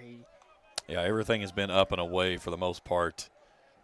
Now this is where you got to wall up here and find a way, and this is for Hartley. You've got to stand tall for your pitcher. Is shown already in warm-ups. He's struggled maybe with a little bit of a command issue. You cannot afford to allow this run over here to score, turn this into a 4-run lead. All of those coming on 2 outs. Another ball out in the way. 2-0. Eisman at second, Boscarino at third.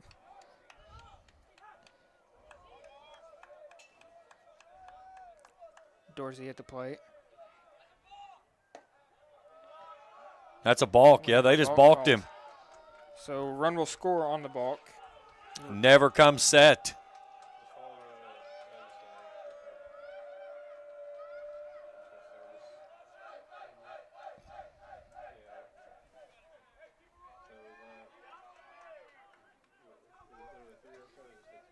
So 4 runs across here in the frame, all with 2 outs. Dorsey replaced Mantooth. He fouled a ball off his finger. Remember, he came in with an 0-2 count and worked a walk. It's his first full at bat of the contest. There's another ball out in the way, 3-1. Looking on the verge of another walk. House stands in the on-deck circle.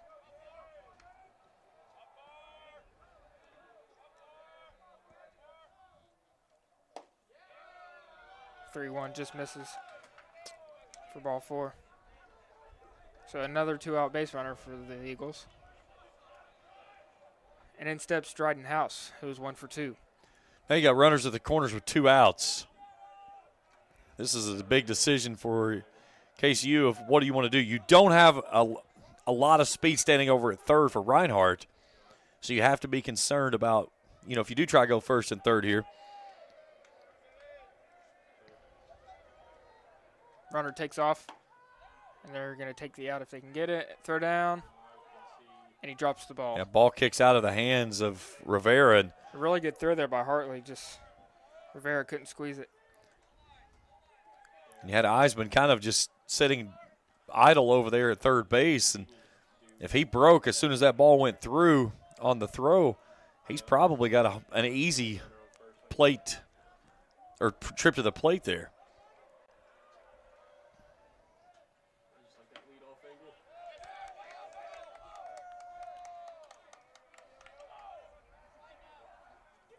Two runners in scoring position, 6-2 your score.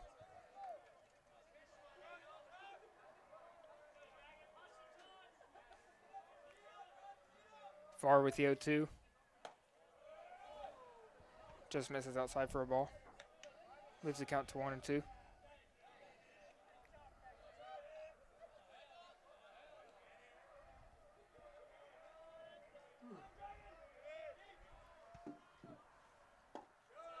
Nice pitch. Really good looking pitch there. 2's all over the place. 2 on, 2 out. 2-2 count. Something about the number 2 in baseball. It's just always everywhere. Got to hit a spot here. Pretty sizable lead for Dorsey out at second base.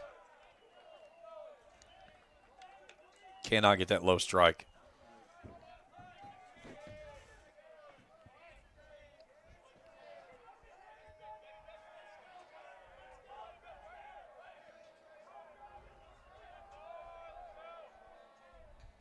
This one out and away for a ball. So another 2-out walk. Loads the bases for the Knights. And we're going to have a visit from the pitching coach. Again, this afternoon's game is brought to you in part by the Sparks Funeral Home, located in downtown Grayson, right on Main Street. Locally owned and operated, always a caring for your community. That's Sparks Funeral Home. And by Kurt Robinson State Farm Insurance in Flatwoods for auto, home, life, and health. Let Kurt and his staff help you. It's Kurt Robinson State Farm Insurance, located in Flatwoods. We have a call to the bullpen. 6-2 your score.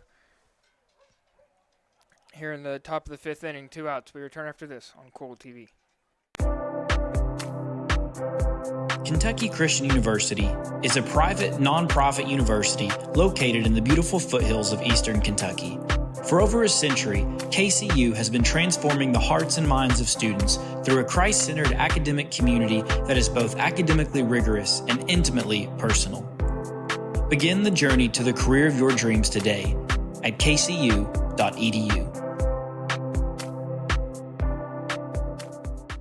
At First National Bank, we strive to make every person that walks through our doors feel like family.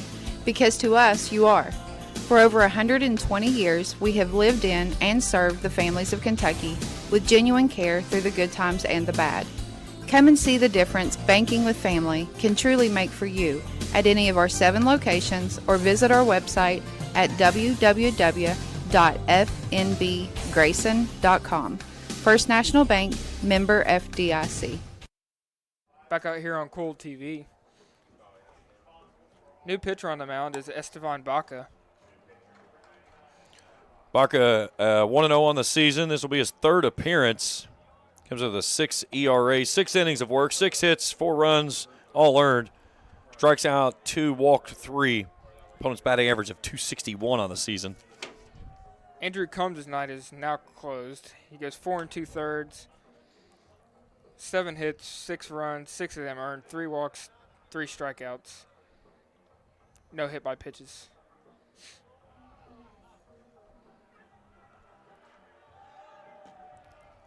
Farr is still responsible for all the runners on base. We'll have the bases loaded. And this is, as you said, they batted around. Yeah, this is the what will be the 10th batter of the inning.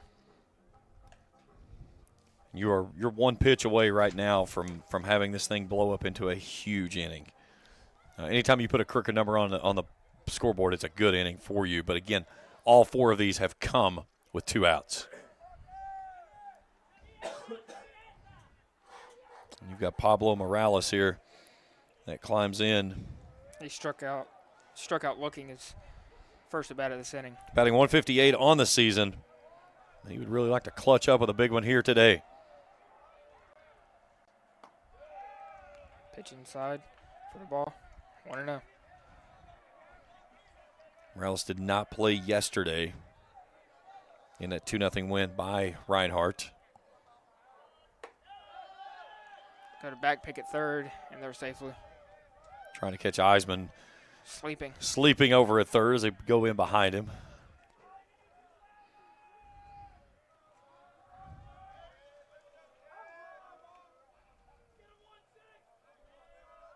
Here's the 2-0. Swung on, fouled straight back. Anytime you talk about a ball that goes straight to the backstop like they're right there, that ball was just missed. Yeah. Just missed.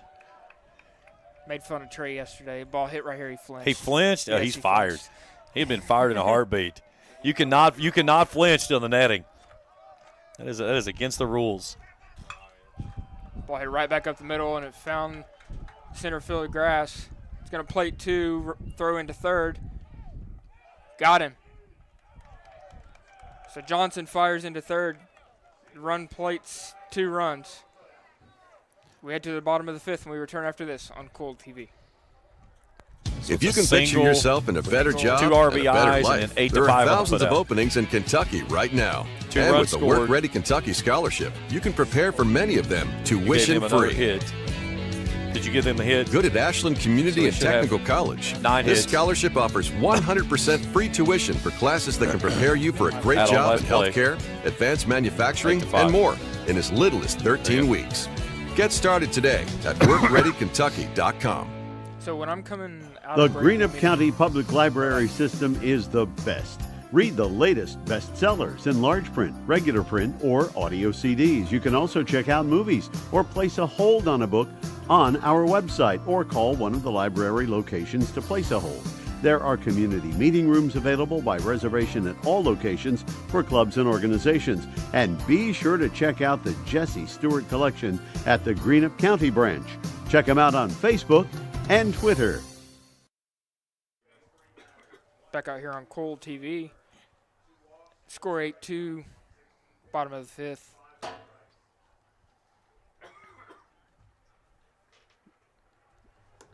Back to the top of the order here for the Knights with Scott, Garcia, and Rivera due up. Adam Christopher's still in there for the Eagles. Just at 50 pitches.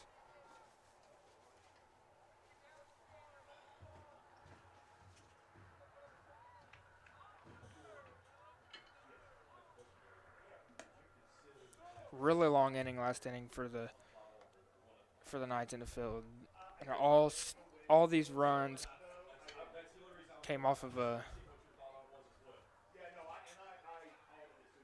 2-out mishap of a fly ball that probably should have been caught, but we don't really know. Maybe some miscommunication.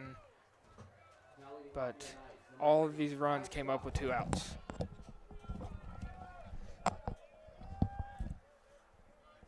In steps Ty Scott. He was 1 for 2 with a ground out, and he doubled on a fly ball to left field. That was that warning track power one. Yeah, he's left stranded at third base. Now, if you're KCU here, it's you're down 6, but you can't get them all on one swing. But you've got to manufacture some runs together. You've got to put together some good swings back to back to back. That pitch was way outside. And Scott, you can see the frustration there as he's dead. Yeah, that pitch was off.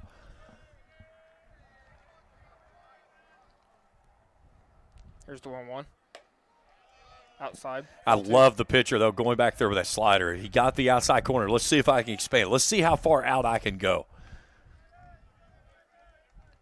That's using your craft. Then he goes back inside. He gets a swing and miss. I'd go back to the slider outside if. And you can work in and out. There's so many places that pitchers they don't do. They're always up and down. It's work in and out. See what you can get. Goes fastball up. Just misses. Count runs full, 3-2.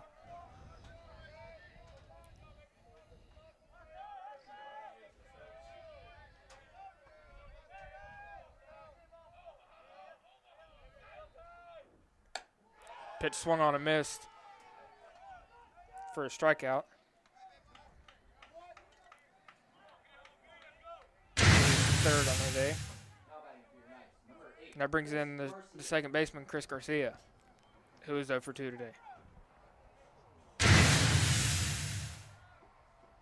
He's a victim of a strikeout and a ground out.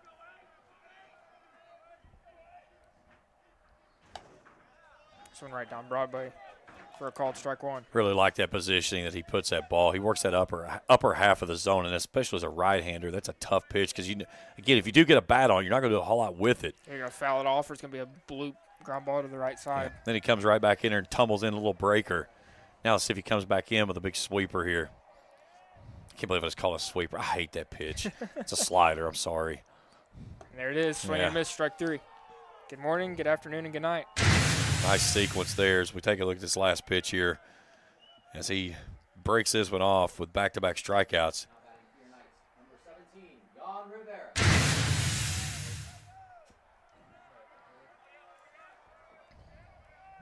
It's got to feel good. He's got to have a lot of confidence having a 6-run lead out there. Oh, yeah. As a pitcher, you're just taught at this point, go out, pitch to contact. And first pitch breaking ball hits Rivera. Just go out, throw strikes, let him put a ball in play. Now, if you're KCU right here, you want to try to build on this. Even if you just get one back here, put a couple of good swings together and find a way to get that guy on. There was all 6 of those runs for Reinhardt in that 5th inning were 2 outs. Now your KCU, you got to answer with the same thing.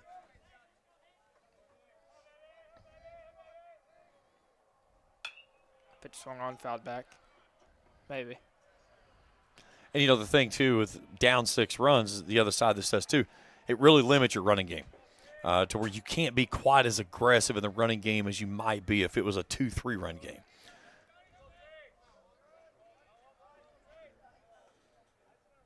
Here's the 0-1.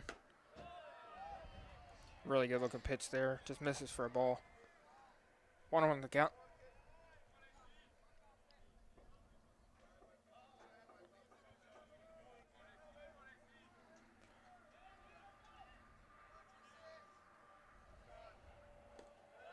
Pitch in the dirt for a ball. While I was in break, I did go down and talk to the official scorer. I had one conversation I wanted to talk to him about his thought, too. On that ball here at home plate, the fly ball, you can have an error that's a delayed error that can put in play. And in a foul ball, that can happen. But I did check, and he agreed with me, too, with the wind. It was kind of really hard to call it from that point. Christopher fields it, and we head to the bottom of the top of the 6th. The score is 8-2. We return after this on Kool TV. Primary Plus is celebrating 40 years of its mission of quality, advanced, affordable health care. With over 11 primary care locations throughout the region, Primary Plus believes in our communities and our patients. The Primary Plus name means primary care plus so much more. Offering extended services such as women's health, pediatrics, dental, counseling, diabetes management, infusion services, and on-site pharmacy that offers free delivery. Primary Plus believes in connecting health care for you and your family and is always welcoming new patients. Learn more at primaryplus.net. Osman Pharmacy and Grill, located at 89 2nd Street in downtown Vanceburg, Kentucky, offers fast and friendly service with a hometown feel. Check out their specialty items in person or order them online at osmanpharmacy.com. Osman Pharmacy and Grill also has daily dinner specials where you can dine in or get your order to go. Stop by or call Osman Pharmacy and Grill today. Osman Pharmacy and Grill, 89 2nd Street in downtown Vanceburg.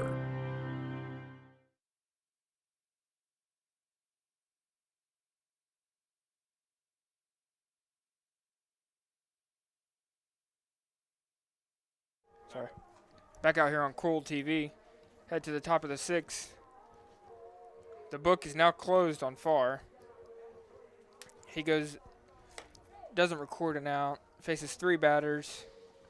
1 hit, 2 runs, 2 of them earned, 2 walks, no strikeouts.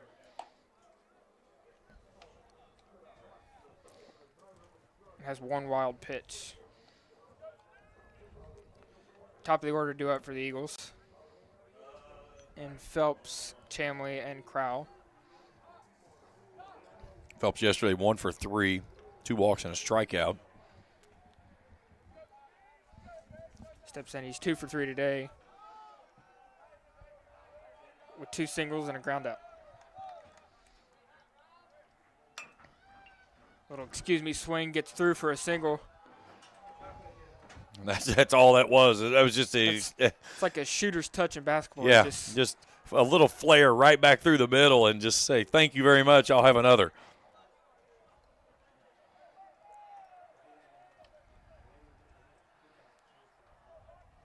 So leadoff man aboard for the Eagles. And steps to second baseman Cade Chamley.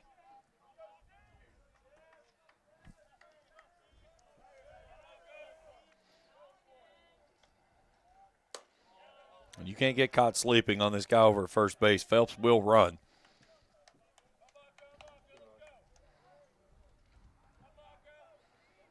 With a 6-run lead, I am pushing as much as I possibly can. Yes. Put as much pressure as you. You know, you're looking for this is a great pitch right here to go hit and run on. Ahead in a count, good speed at first. He's got to throw you a strike.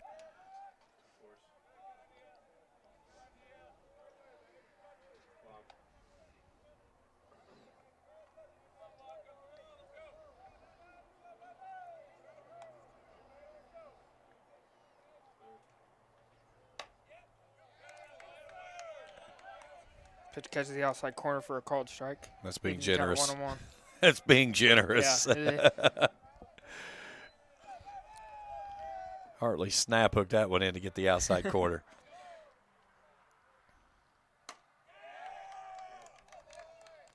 Went right back to it and got the offer. Counts 1-2.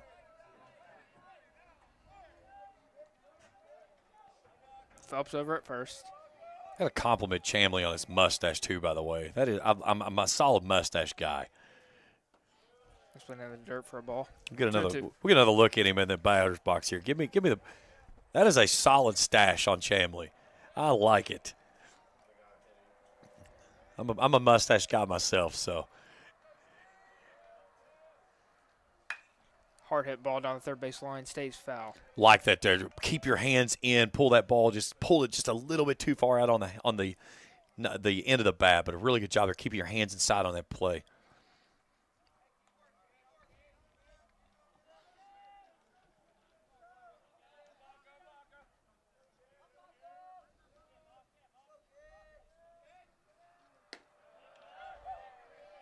Two-twos outside. Try to cheat on that outside corner, but it's too low. Good idea, though. Count runs full. Runners in. Got to be in motion here. Yes. Just thinking the same thing. early if you can. There he is, takes off. Called strike 3. The throw down is not in time. I think if Garcia drops the tag, he might have got him on the helmet. Now, one thing I want to point out right there that I saw that as it happened. As Phelps went through, he went through a hard slide on Garcia there, and he goes up and they tap each other and say, hey, good job there. I like that. Hard into the bag, just playing right there. There's the tag up, say, hey, we're good, man. I like that kind of sportsmanship on the field. I'm going to play hard. I'm going to come in. I'm going to try to take you down. But at the same time, I'm not going to do anything malicious. I think that is a very good thing in the game there.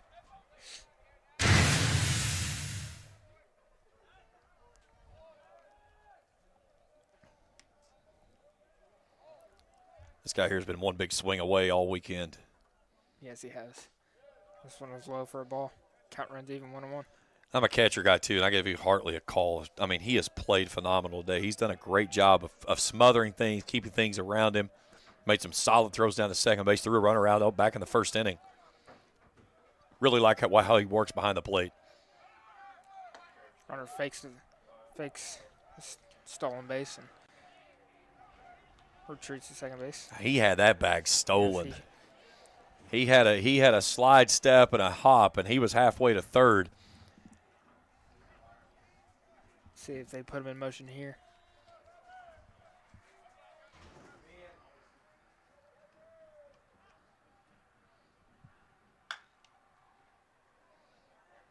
Hard hit ball foul. Even sinks at 2-2.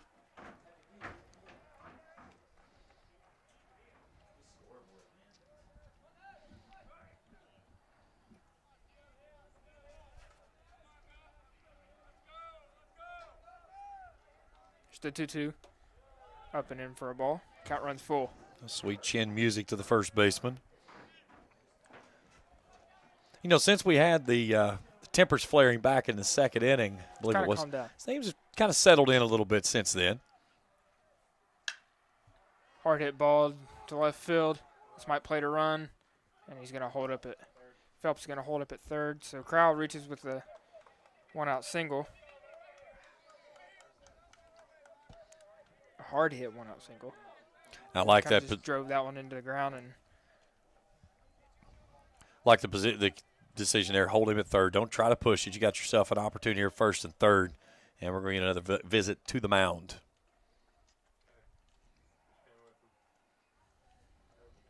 In Game 3 of this series will be the twin bill today, coming up at about 30 minutes at the conclusion of this. We're going to get a call to the bullpen for the Knights.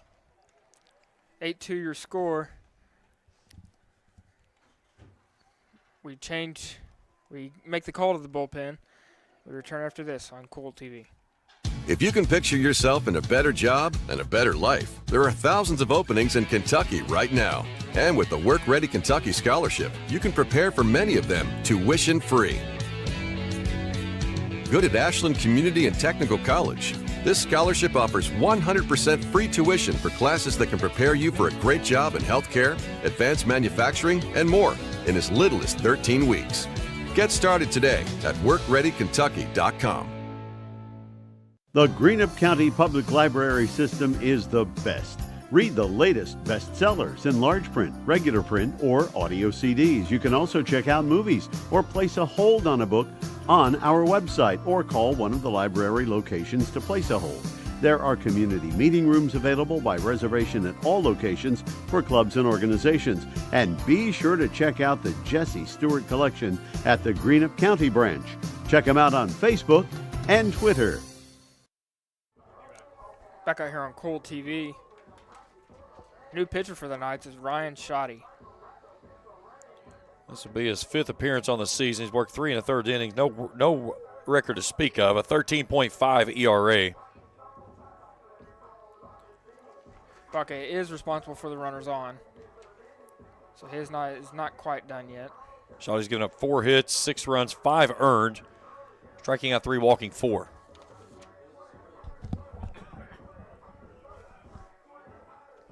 Mixture of sun and clouds here on this beautiful afternoon.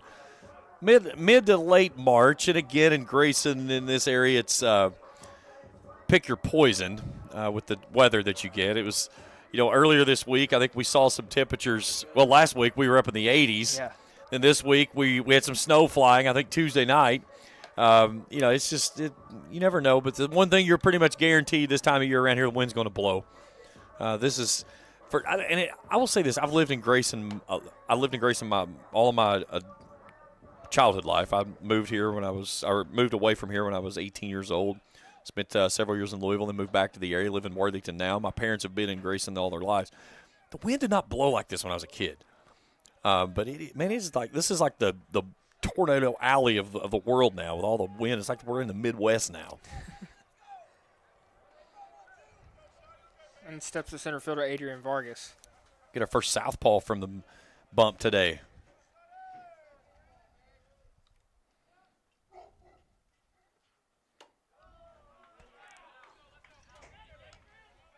Pitch misses high for a ball, 1-0. So we heard a dog bark. Yeah, he's hanging out over here on the side. He's been hanging out most of the day. It's the first time I've heard him bark.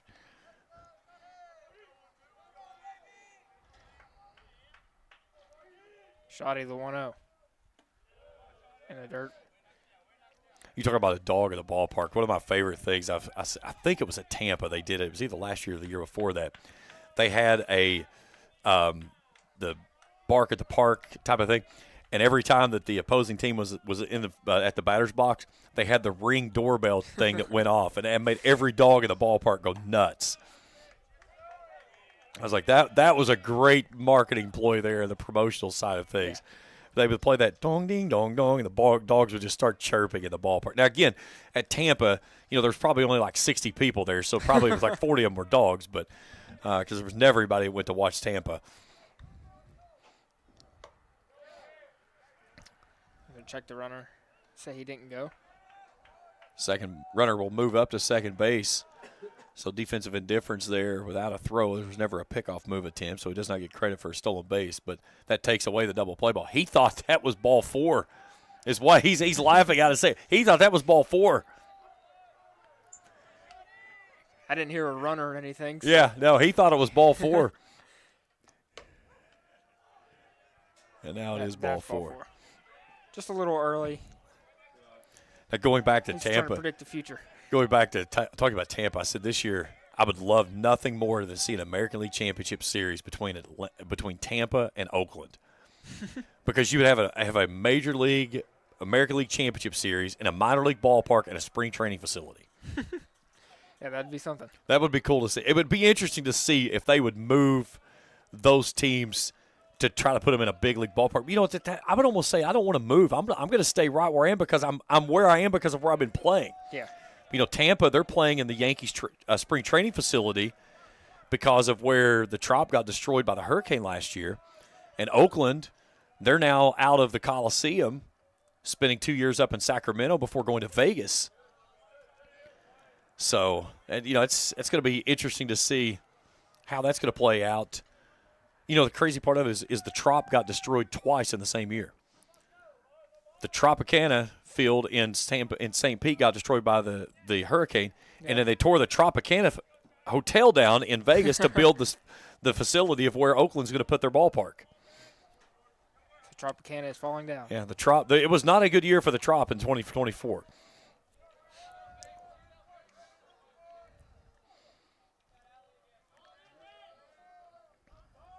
Bases loaded, 1 out. Boscarino at the dish. You need a ground ball here from double play and get out of this thing. Here's the 2-1. In there for a called strike. Evens the count at 2-2. Get your corners pinched in. Anything you're coming to the plate here. Hard at you come home. If you have to go to your side, just go where the ball takes you. Yeah, you got to. If anything, you have to get an out here. But you'd love to see a ground ball tailored for 2.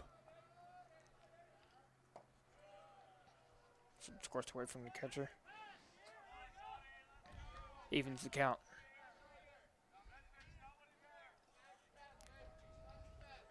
And sun peeks out of those clouds hanging over top the ballpark here. Got some leaves flying around down here below us. At least it's not snowflakes. Yeah. That one. Just a tad bit early on that one. Knights will be back in action on Tuesday here in Grayson. They'll bring up Ohio Christian. 1 o'clock first pitch. And then they'll be on the road for quite some time until the week after next, when they'll be back home on a Friday-Saturday series. The full count. Hit hard down the third baseline, but foul. Can't remember who it is on that back end of that series they've got coming in here next weekend. Let me double check here real quick.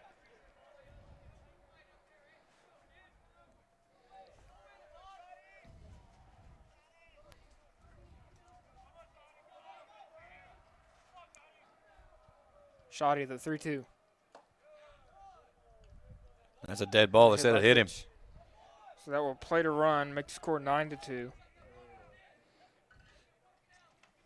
So next weekend, KCU travels to Bryan, the Bryan Lions, who, by the way, just had the NAIA Pitcher of the Week. Not the conference, but the NAIA Pitcher of the Week. They just garnished those offers. Then they'll play at Campbellsville on April 1st. They come back home on Friday the 4th and Saturday the 5th in a twin bill against Union.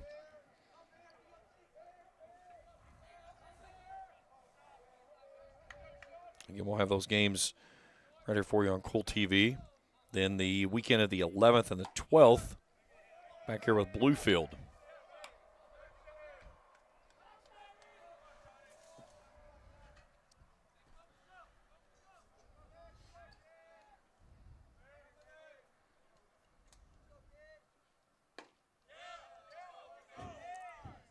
Not really sure where that one missed. The count evens at 1-1. One swing of the bat right now. Reinhardt could turn this into a huge inning. Shoddy lifts, fires, ground ball to second base. Garcia flips to Rivera. And he overthrows to first baseman, but 2 runs are going to score. And the runner's going to advance to second. Well, that's the untraditional double play. Yeah, not the double play you wanted, but I got the double play to end the inning. On the backside of it, you're going to get 2 to 5 or 2 to 4 on the putout on the runner out at second base. So you'll plate the 2 runs, make it 11-2, and then cut your runner down out there to end the inning. Take us to the 7th. 11-2 your score. We head to the bottom of the 6th when we return after this on Kool TV.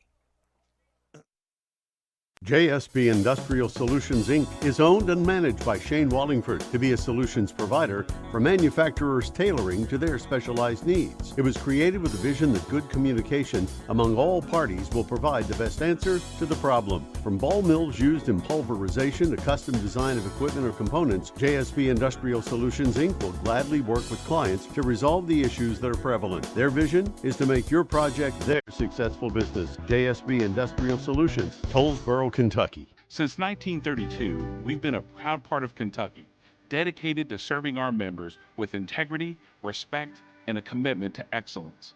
We believe that by working together, we can create a brighter future for everyone. Whether you're saving for a new home, planning for retirement, or starting your own business, we're here to help you every step of the way. So stop wishing and start doing, and let's build a financially successful future together. Thank you for being a part of our journey. Back out here on Kool TV. 11-2 your score, the bottom of the 6th. Due up for the Knights, we have 5, 6, and 7. Be it Alvear, Hernandez, and Lyons.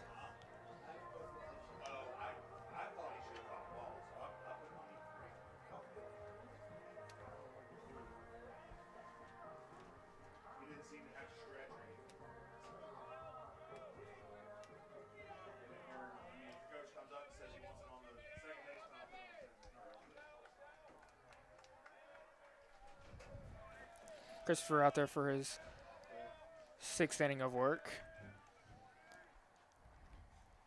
You know, it's got to be tough for him, too, because those long innings, especially in this cold weather like this, it's hard to stay ramped up and stretched out and loose and everything.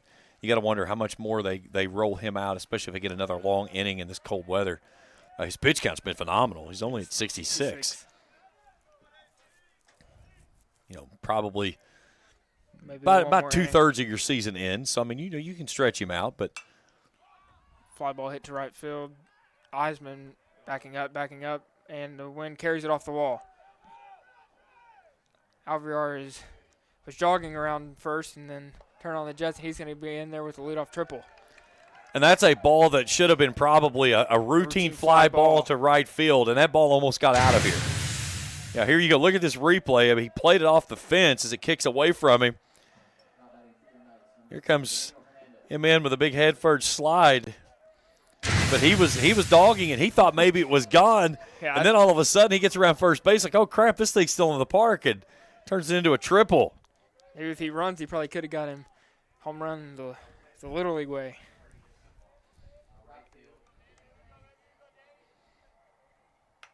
And that right there just shows you how much that wind is blowing today. I didn't know what to say because I didn't know. Yeah, I saw it's Eisman sizing it up, and then he turns around, and then I see his numbers, and then it's back off the wall. That's Alvear's second triple, so that will tie him for second in the conference. The lead is 3 in the conference. He moves into a tie with Kay Chamley and Max Johnson for 2.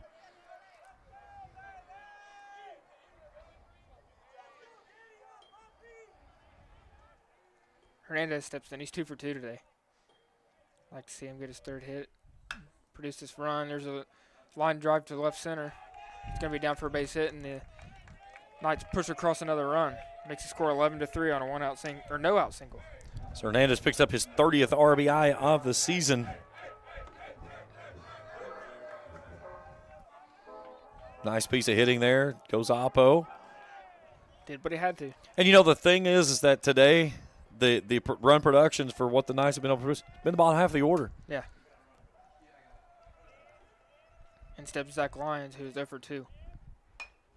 Kind of just throws his hands at this, hits it to the shortstop. Phelps steps on it, throws to first, and we have a double play. Taylor made double play out there for him at second base. He just scoops it, steps on the bag, and flips. Hey, Mr. Producer. Six that was a replay. So one thing is, just getting everything settled up for this year and trying to get out of basketball mode and into baseball mode, and it's just trying to get everybody's bearings back underneath them again. We got a phenomenal crew with us here with Kool TV. First pitch breaking ball, and there for strike 1. That one had a lot of life to it. That's the old Bugs Bunny curve, the 12-6. Swing and miss. See if he throws a slider on the back foot here. I'd give the slider to the back foot. He came back with a fastball. He's going to get out of play for a foul ball. The one thing I like about this young kid is man, he gets it and goes. We saw that a lot yesterday with Herbert. He was getting his call. He wants to move quick, and I like that about a pitcher. When you're in a groove, I want the ball. Let's go. Ball blooped into the Bermuda Triangle out there and left center field for a single. So Hartley with his second hit of the day.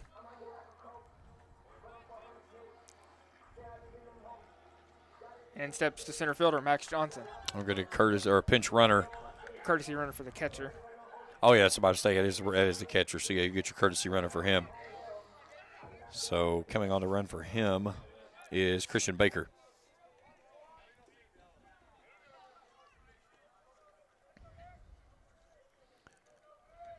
Johnson 0 for 2 today.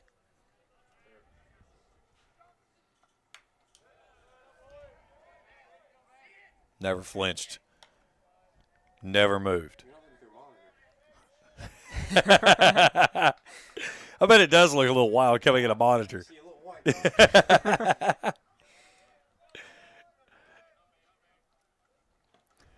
Sitting in the dirt for a ball, 1-1. I was doing a game at Marshall last year, and one of the guys, he started with us, and then he was at Marshall, and he has really taken off with them and doing a lot of stuff with their department, the video department up there. He was doing a game, and he was behind the plate, and ball coming in, and he flinched. And I was doing the game on ESPN, and I texted him. I said, "You're fired. You flinched." He goes, "I knew you were going to send me something." That's the old thing in the business is if you flinch on the screen, you can't be there anymore. You're done. Every now and then I'll get a little jump and Yeah, it gets yeah. me a little bit. You need a little bit. Catches you off guard. There's the 2-1. Inside for a ball, 3-1. And one thing I will say is I've never had a ball get into the press box with me. I've seen it happen many times. I've had balls getting close, but I've never had a ball get into the press box with me. This is only my second game, so I haven't either. Yeah. Pitch swung on and missed. Count runs full. Remember, we made a trip to Baltimore. We went up to Camden Yards, and we did a tour of the stadium and stuff, and we went up to working press, and you could see the back wall. It was worse than open-air working press area, and it's just balls, just dents of balls where it's hit the walls and stuff. Expect some movement over at first with the full count and 2 outs. Ball's outside. We were going to a 3-2 slider there with the top of the order coming back up. And steps Ty Scott. We're going to have a visit from the pitching coach from Reinhardt.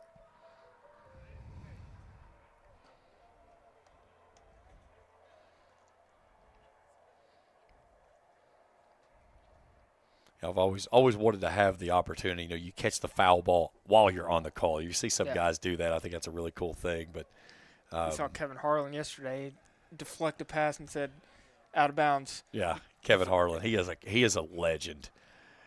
He's probably one of my favorite play-by-play guys. Nothing better than in that game I think it was 2 years ago when it was a Virginia game, and he calls that play and he's jumping all over the place and wow! He is one of the great ones. You know, speaking of one of the great ones, this is the first year that we'll have no baseball with Bob Uecker, and it's really going to be a thing. Uecker was a great broadcaster with the Milwaukee Brewers. He was a guy that I enjoyed listening to because he was a radio guy. You know, you get so many guys now, TV guys, but Kevin Harlan is a TV guy. Uecker was a radio guy. He was a lot of fun to listen to.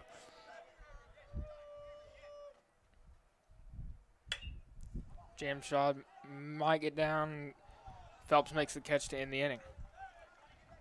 So the Knights plate one.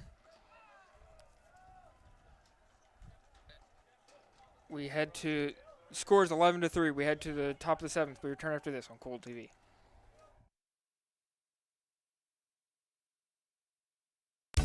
Baseball and softball seasons are here, and Grayson Sporting Goods is your one-stop shop for everything from bats and gloves to helmets and accessories. No matter the age, Grayson Sporting Goods has the size to get your favorite star ready to hit the field. Grayson Sporting Goods also offers a full selection of East and West Carter team gear with custom printing and embroidery available on many items. Stop by Grayson Sporting Goods, located on Main Street in downtown Grayson, proudly serving Carter County and surrounding counties since 1975. Here at Papa John's, we know our stuff. That's why we hand stuff every Epic Stuffed Crust with a whole lot of flavor. And we always start with our fresh, never frozen dough. We never stop exploring new flavors of stuff into our crust. And just wait until you see what we're cooking up next. The new cheesy calzone epic stuffed crust, hand stuffed with a blend of garlic herb ricotta and mozzarella. Because no one stuffs a crust like Papa John's.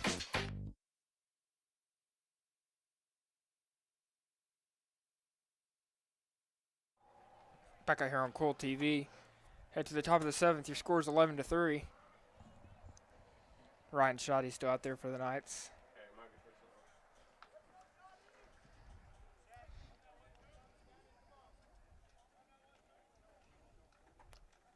Apologies for the scoreboard. We're trying to work a bug out on a graphic, and one of our buttons was not doing what we wanted it to do, so we had to flip some stuff around there. And steps Cannon Dorsey, who has 2 walks today.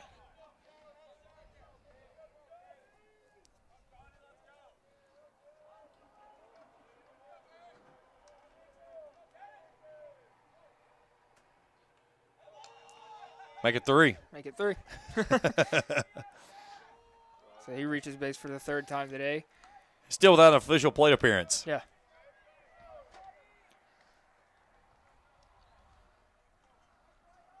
And steps the third baseman, Dryden House. And for KCU, you're getting in a situation now, too, that you're flirting with a run rule. 10 runs after 7 in conference play. So this one is slapped to the backside for a no-out single. Runner around second. Or is it first and second with nobody out? Just a little seeing eye single there. Just flip it through the hole. Beautiful shot there of the foothills of Grayson there in the backstop, nestled right on the edge of I-64. I would love to see a ball game out here with the wind blowing out to left and see how close a ball could end up on 64.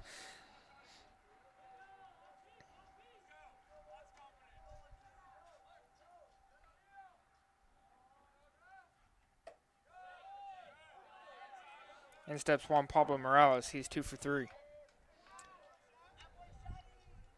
Both bottom of the orders have really they've been done the productive damage today. Done a lot of production out of the bottom half of the orders today. Falls in the dirt. Runners stay put. Count evens at 1-1.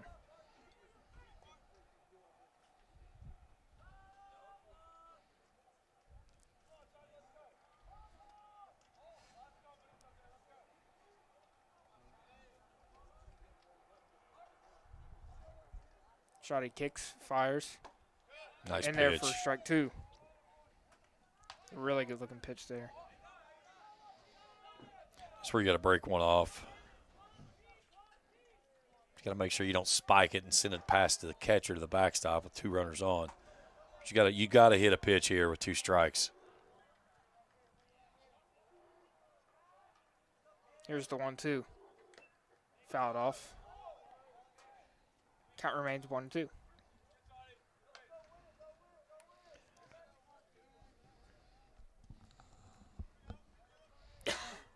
Got to go down and away here. You're looking for a ground ball. Outside. Yeah, you're looking for a ground ball. Can't go elevated here. You don't want the ball up in the air on that right side.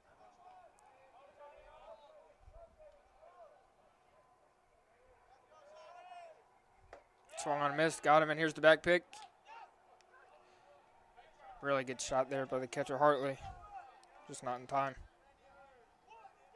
Shot, he gets the strikeout. Here's a replay on that last play on the strikeout and the back pick. In steps Robert Phelps.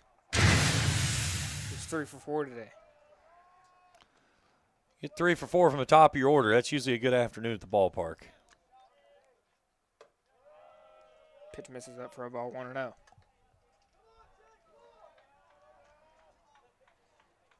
going to do something in game 2 I don't know that I've ever done since we've been doing Kool TV. Run a camera for baseball. Run a camera in baseball. Usually I'm always the one talking. It's going to be weird not having you up here because now I'm gotten used to it. I'm just letting you talk. You're starting to get outside your shell a little bit. Maybe a little bit. Count even to 1-1. You made your debut yesterday and did it in an epic fashion by yourself. Yeah, it's a little terrifying. It's very terrifying. I remember my very first solo game. I was doing a game for Marshall, and we're playing Houston in his Conference USA, and we were up at Power Park in Charleston. It was 11-4 Houston going into the bottom of the 4th inning. Marshall plates 9 runs in the bottom of the 4th, and it's 13-11. I think the final score of the game ended up being something like 21-19 or something like that. It took us 4 hours and 35 minutes to play the game. I was by myself. It's a lot of talking. Oh, my gosh. And it was on radio, not TV. Oh, they got him. They got him. Ball squirts away, though. They had him. Really good move by Shotty there. Yeah, 4 hours plus by yourself on radio. That was a tough day at the ballpark. Yeah, ours was about 3 hours yesterday, wasn't it? But it goes back to it's especially on radio is you have to be uber prepared with plenty of information to talk about, back history, stuff on the players, so forth. And but yeah, that was a fun series to call for sure. Swung and missed, evens the count at 2-2. Nice elevated fastball there. Really good pitch there. I'd almost go back up there again. He was really going after that one. Or try to go away. with a changeup or. And you got to pitch a waste here. You got to trust where you want it, though, and believe in it here when you go.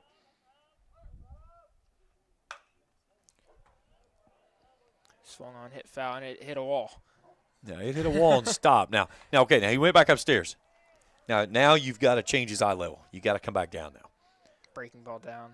I'll probably come down and then try to go something on that back foot with that big sweeper toward that with that lefty hook there. Here you go calling it a sweeper. No, I didn't call it a sweeper. I said a sweeper, not a sweep. Like a sweeping pitch, not a sweeper. I hate the sweeper. It's not a pitch. It's a slider. Good pitch. Up in the air. Alviera calling off everybody, and he makes the catch. No doubt about that one. I heard him say that one. I've got that one. Heard him scream that one. And go on an instant replay look. Got him out in front. So he took a little bit off of it, and that was a very good pitch in that situation.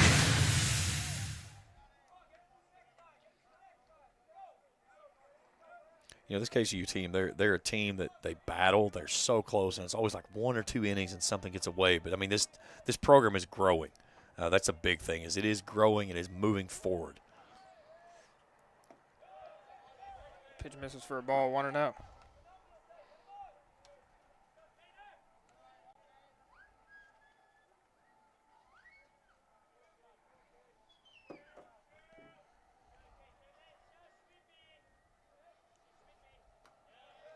The dirt for a ball. He was going back pick there, and the ball got loose from his glove as he was going to come up and fire it.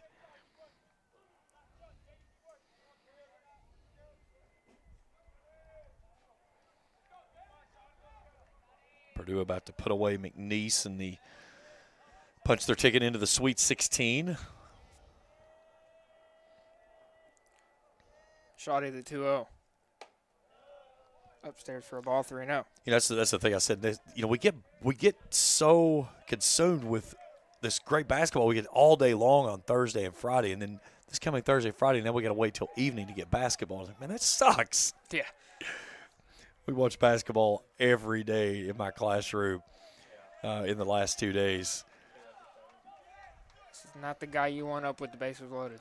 No, this is not the guy that this is, you know, this is almost one of those deals you look at him and say, okay, I'm going to pitch around you, and this is an intentional walk.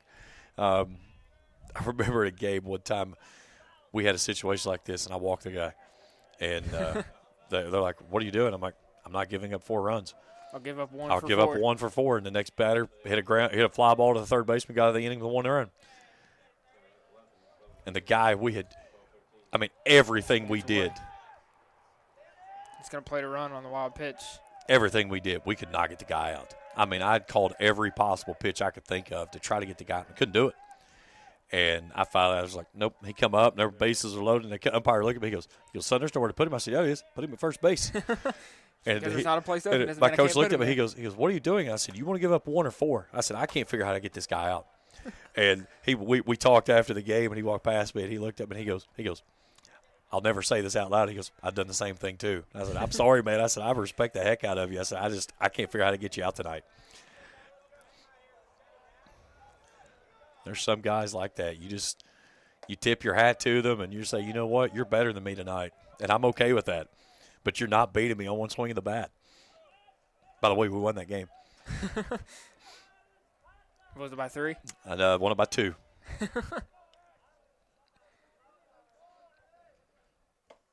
That hit him.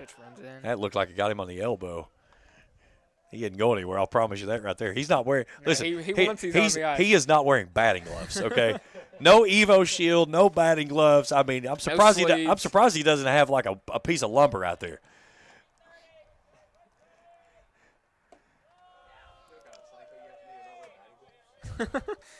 You know, you don't see many players anymore that goes no batting gloves, but the ones that do, a lot of times, man, when they hit it with so much power.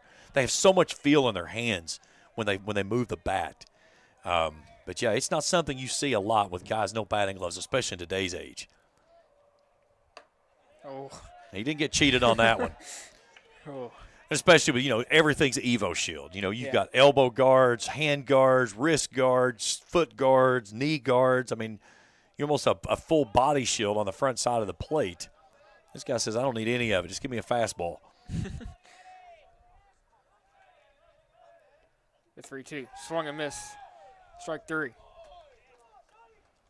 So the Eagles plate 1 run. We stretch at the ballpark. We return after this on Kool TV. Good morning, Isabella. Hi, David. Back for your morning routine? Clark's Refresh Rewards program is something you'll flip for. Hey, Isabella. Hi, Annabelle. Donut? Don't forget the sprinkles.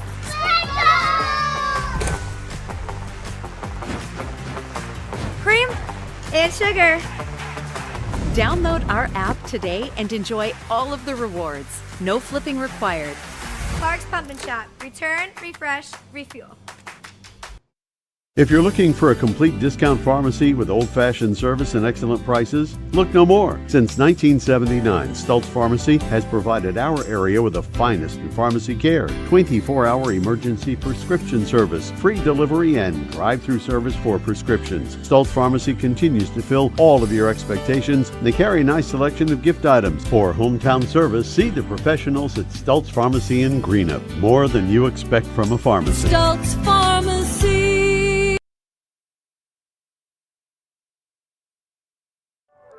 Back out here on Kool TV. Pitching change for the Eagles. So lefty Hunter Paulson. Adam Christopher goes 6 full innings. He has 9 hits, 3 runs, 3 of those earned. 1 walk, 4 strikeouts. He hit 1 batter. Paulson comes in, no record. It'll be his 5th appearance on the season. 4 2/3 innings of work, 5 hits, 4 runs, 3 earned. Strikeout 2, walked 4. 278 average of his opponent's batting average.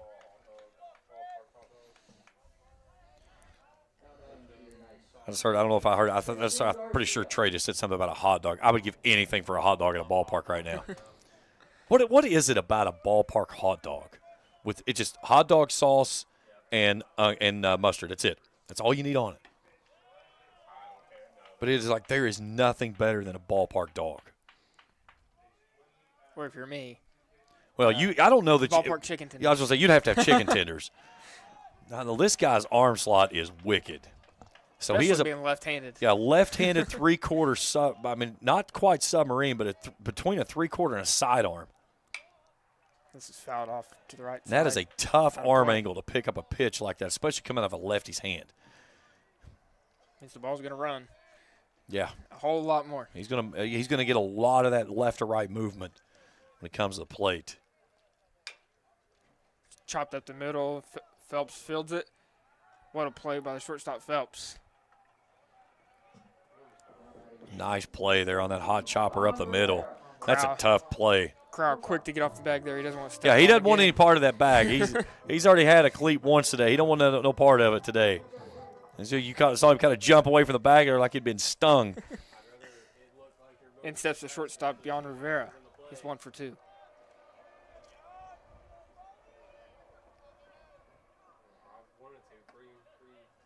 And right there, that was that big movement you see there. That slider, that would almost what you would consider. If you're talking about a sweeper, that's a sweeper right there because it's that more lateral movement action there that starts all the way in the left-handed batter's box and ends up on his belt. Man, that ball moves a lot. A lot. This one flared out over the second baseman. Chamley makes a diving attempt and can't get it. Great hustle play. In there with a double. Great hustle play. A heck of an opportunity there by Chumley to try to get out there to get that one. And that's definitely a double. Yeah. I mean, it just made a great effort. It just kicks off the glove, and by doing that, it deadened the ball. And by the time Eisman got to it, a great hustle play there by Rivera to get out there for the double. And steps to left fielder Tate Scott. Now we get a pinch hitter. Oh, pinch hitter. That did not look like Tate. Dante Tennell. 273 batting average on the season. Stepped in and swung it yesterday. Late game situation. Yeah, yesterday earned a walk coming in, but pinch hitting for the catcher, Aiden Bevan. Or Bevan, excuse me. chopped up the middle. Phelps fields it, fires. And of course, the out. Runner advances to third. But Crowell does not want any part of that bag, man. He does not want any part of that bag today. I don't know that I've ever seen a player come off of a bag so much like that. It's like, just get away from me. It's like, I got a whole season to play. Yes.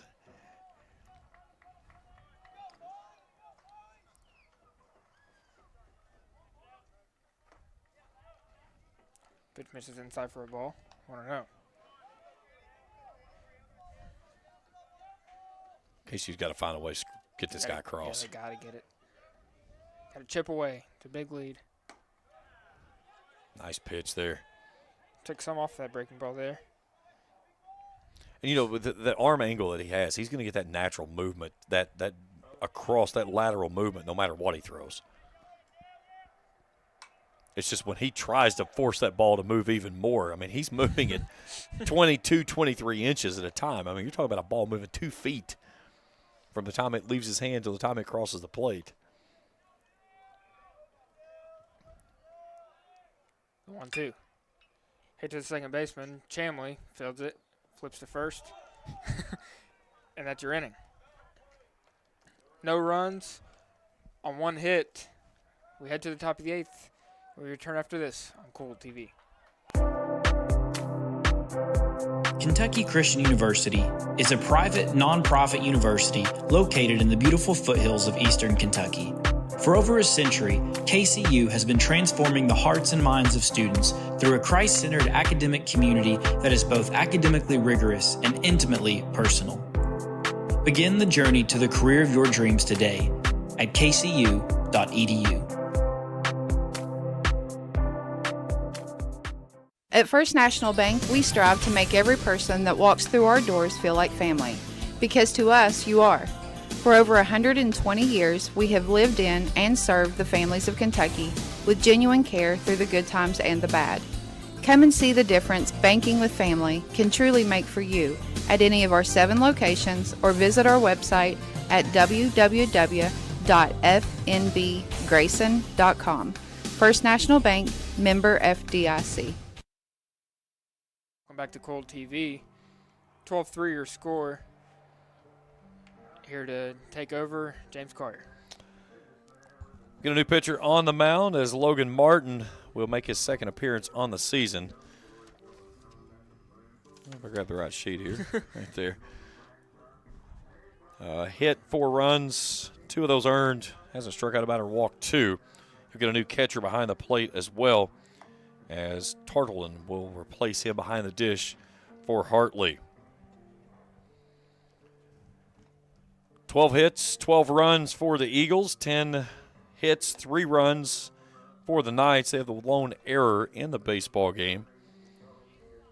And again, it was that 6-run 5th inning that took over on a ball that was a fly ball there at the plate with 2 outs in the inning that resulted in a single.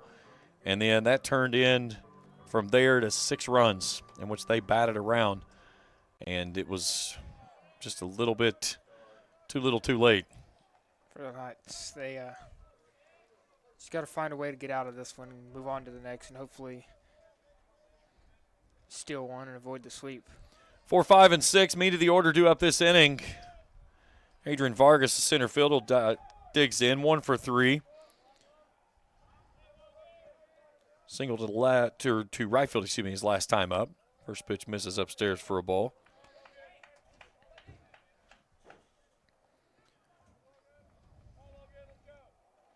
So Shoddy's line finishes out an inning and 2/3. This ball is lifted skyward out to center field, drifting into the gap is Johnson in left. He'll make the catch. 1 down in the frame. Back to Shoddy's line. Inning and 2/3 of work. 1 hit, 2 runs, 1 of those earned.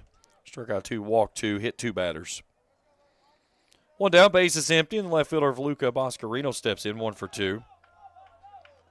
Flew out to first base, and then single to left center his last time up. Start talking about those hot dogs already, and I'm getting hungry. Oh, I've been hungry. We'll play a 7-inning game in Game 3. As Reinhardt trying to close things out in this one and go for the sweep. And KCU trying to get one to snap this losing snide they've been on.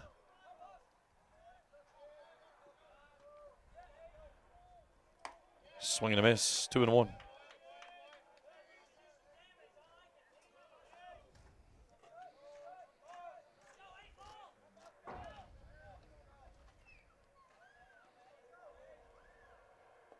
That one spikes and goes to the backstop, and the count goes to 3-1 to the left fielder for the Eagles.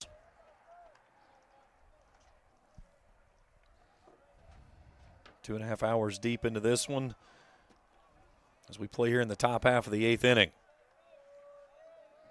The right-hander back to work. Chopper up the third base side. This is going to be a tough play. Aviar cannot make a play, and it's going to be an infield single. Just hit that void where really the pitcher, shortstop, or third baseman had an opportunity to get the ball and just. That's the old swinging bunt, if you will. Yeah. So it brings in the right fielder, Barry Eisman, with 1 on and 1 out. Eisman a walk, grounded into fielder's choice. Singled to left center and then hit into a inning double play in a very unorthodox style. That one's in there for a called strike. Change up down and away.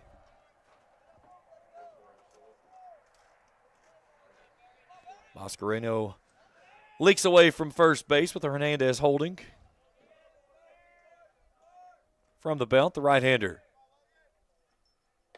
Slide step to the plate, misses high for a ball, 1-1.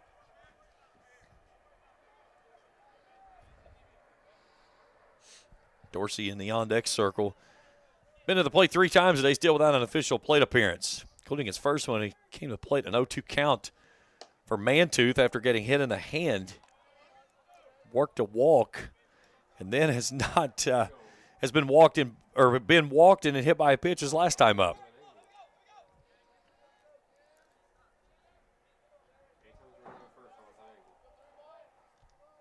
Two 2-1. Lifted skyward right side. Into the gap, and that one's going to fall. He's going to play it around Boscarino coming around. Throw. And he gets in there.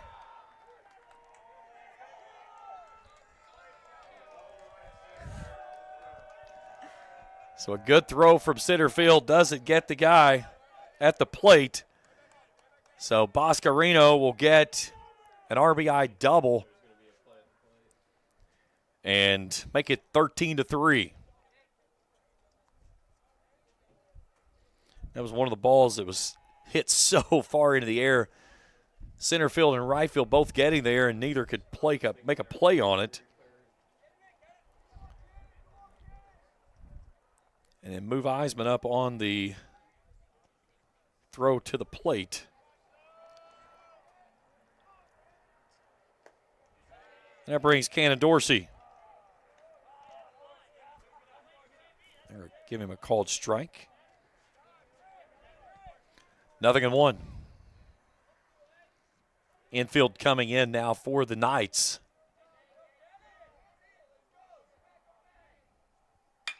This is a rocket into the gap, right center field. That one's going to 2-hop up against the wall. Dorsey on his horse. He wants 3 as he hits second base and then gets hit by the turf monster. He gets chased down out in between second and third, and he's going to give himself up there. So a double with the RBI and then 5 on the putout for the second out of the inning. Here's a look at it on the instant replay. He was hauling it coming between second and third and then just lost his footing and face plants. He's still got a smile on his face.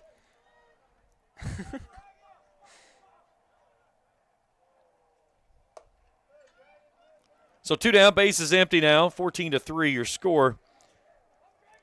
And in comes the third baseman of Dryden House, 2 for 3 today.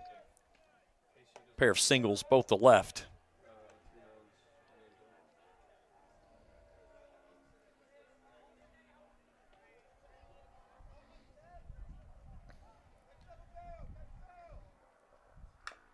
This one's fouled at the plate. Count evens at 1-1. Saw a ball like that yesterday, hit off the top of somebody's knee.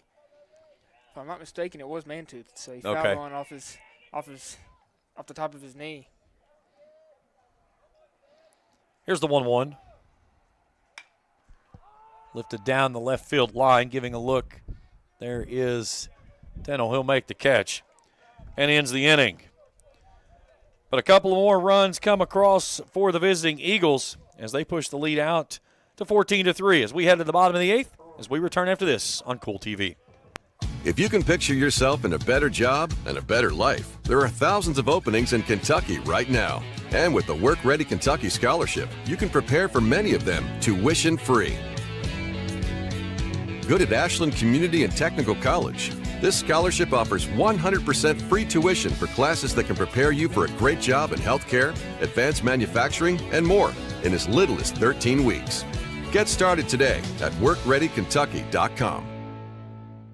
The Greenup County Public Library System is the best. Read the latest bestsellers in large print, regular print, or audio CDs. You can also check out movies or place a hold on a book on our website or call one of the library locations to place a hold.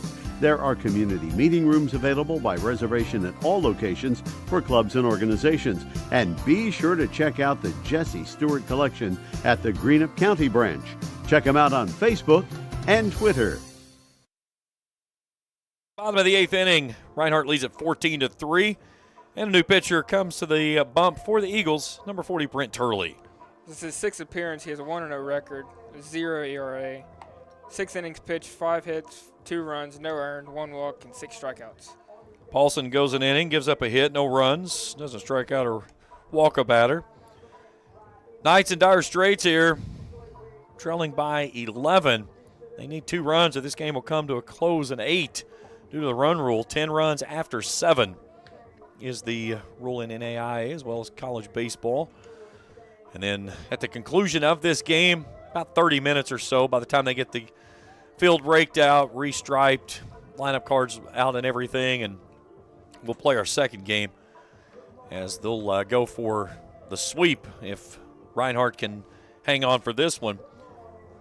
If not, KCU's got a lot of work to do here in this one. Again, they've hit the ball well at times today, just timely hits have not been there, unlike what Reinhardt saw, especially when they got that 6-run 5th inning. But since that 5th inning, it has been 6 in the 5th, 3 in the 3rd, or 3 in the 6th, a run in the 7th, 2 more there in the 8th. And it's been timely hitting. 6, 7, and 8 due up for this inning in the Knights' home 8th. Daniel Hernandez, a perfect 3 of 3 this afternoon. Looks at a first pitch away for a ball.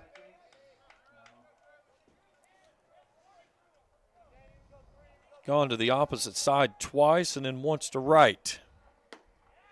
That's a fastball in at the knees for a called strike, evening things at 1-1.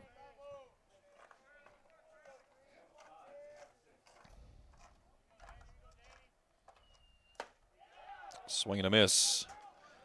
1-2. A little tardy on that cut. Got a little high-octane gas, don't they? Turley's just throwing some 87 octane on and said, here it is, hit it if you can. Tried to use your saying.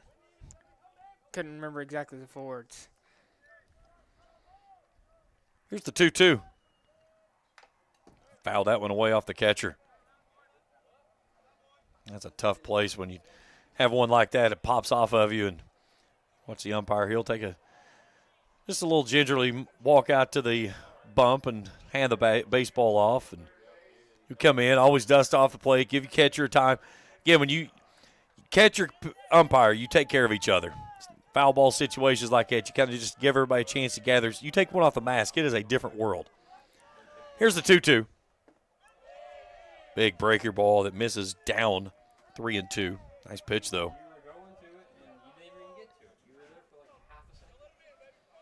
Here's the payoff pitch. We'll try it again. Make sure it's out. On this windy day, you got to make certain it is out for a foul ball. Again, we talked about the winds at the top of the broadcast. Around 15 to 25 today, gust over 30. That wind has not stopped blowing all day long. Payoff pitch. Hard hit ball right up the middle, and that takes a hard hop over top of the shortstop's glove into the left center field. And they'll give that a single, his 4th hit of the afternoon for Daniel Hernandez. He's had himself a day.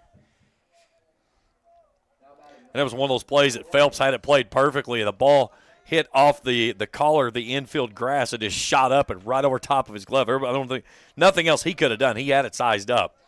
So Zach Lyons 0 for 3 steps in. Strikeout, a line out, and grounded into a double play. First pitch misses high for a ball, 1-0.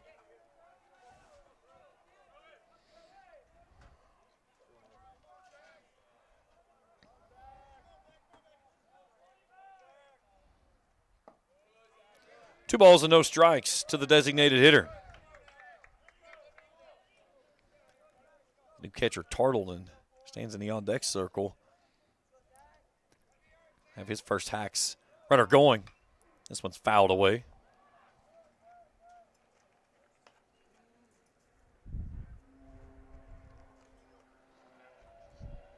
Fouled off the catcher's arm.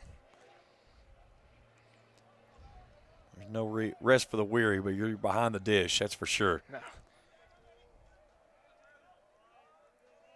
From the belt, Turley to the plate.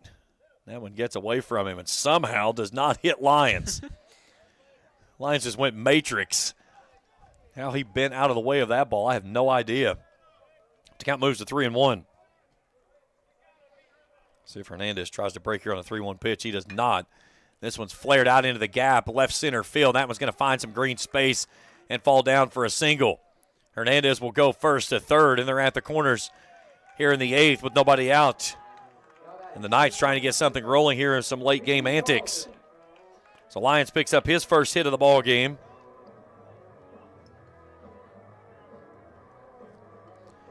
And that brings in the catcher, Reed Tartleton.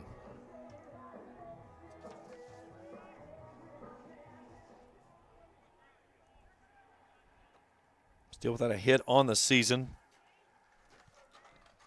Runners at first and third, but nobody out. Throws a dart to the outside corner for a called strike. Pitch in there at 86. Got a sneak peek of the radar down here. I did see that by the time his hand raised up when you said that. Works that one down and away for a ball, 1-1. You mentioned earlier they're using the PitchCom system, the wristband. It's not really a wristband, it's a watch is what it is. And they signal it from the dugout, and he just looks down at it. Adds a level of speed to the game. It does. I still don't know if I like it a lot, though.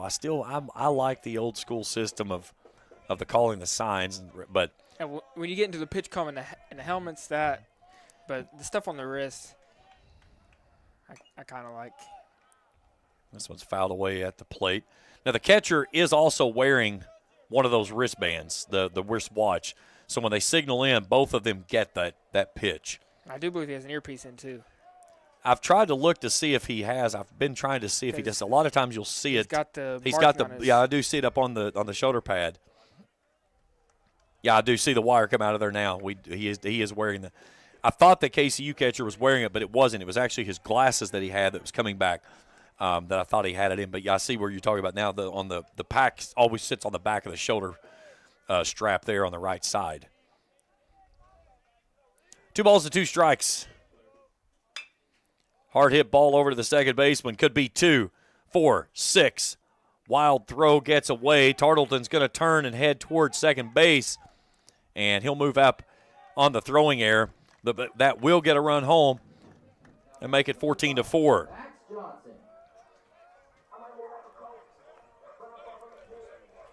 So fielder's choice goes 4-6. And then Tartleton is going to move out to second base on the throwing error from Phelps. Athletic throw there by Crowell. Trying to gun down that runner at second. Get a courtesy runner for the catcher.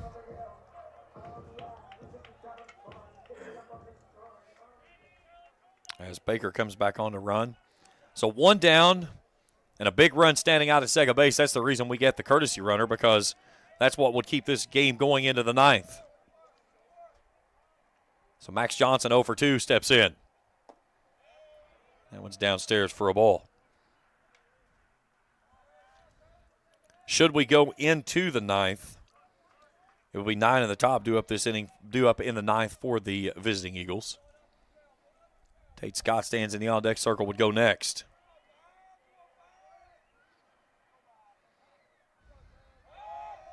Throw back to second, back in as Baker easily. 14 runs on 15 hits, 1 error. 4 runs, 12 hits, an error for KCU. Again, a very kind of even contest. It's just been the timely hits came for the Eagles that did not come for the Knights. Here's a ball drifting down the first base side. Nice play there by Crowell as he backpedals and hauls it in for the second out of the inning. Really nice play there. And there's a dart thrown to keep that runner at second base. So now Ty Scott is the lone Knight left at the plate trying to keep this inning alive and the game alive. He's 1 for 4. Doubled off the left field wall a second time through. And he floats this one into right field. That one's in there for a base hit. Here comes the throw to the plate. We will not get a play as coming in to score is Baker, and we will play a ninth. So Ty Scott with his second hit of the ball game is going to be an RBI single. The Knights get 2 back here in the home 8th and make it 14-5. Again, you like the moxie there from the freshman to clutch up in a big game situation like that, again, is something you can use to build on as the season moves forward. So Christian Garcia 0 for 4 steps in. Up and in. First pitch swinging on the single there by Scott. Real aggressive. And he's an aggressive hitter. Here's a ball lifted to the gap, left center field. Boscarino coming over, calling him off as Vargas. Vargas will haul it out in the gap, and that'll end the inning. But we will head to the ninth with Reinhardt leading this one 14-5. We return to Grayson after this on Kool TV. Primary Plus is celebrating 40 years of its mission of quality, advanced, affordable health care. With over 11 primary care locations throughout the region, Primary Plus believes in our communities and our patients. The Primary Plus name means primary care plus so much more. Offering extended services such as women's health, pediatrics, dental, counseling, diabetes management, infusion services, and on-site pharmacy that offers free delivery. Primary Plus believes in connecting health care for you and your family and is always welcoming new patients. Learn more at primaryplus.net. Osman Pharmacy and Grill, located at 89 2nd Street in downtown Vanceburg, Kentucky, offers fast and friendly service with a hometown feel.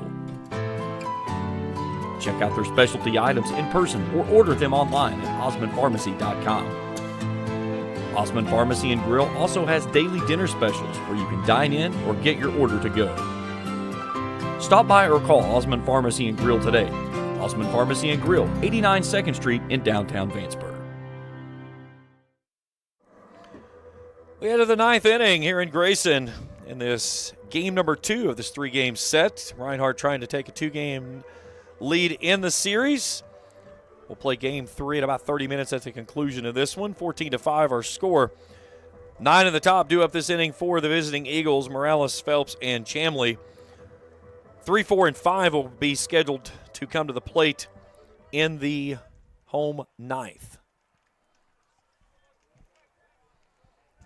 Defensive alignment change that I did not point out earlier. Tennell stayed in the ballgame for Scott over in left field. So when he did come around to hit, he did stay in the contest. 14-5 as we go to Juan Pablo Morales. He's 2 for 4. A pair of singles. He moves this one skyward on the first base side. Garcia calls it off, makes the catch, 1 pitch, 1 out. Hernandez just crossed his arms. He's like, all right, man, you want it, go get it.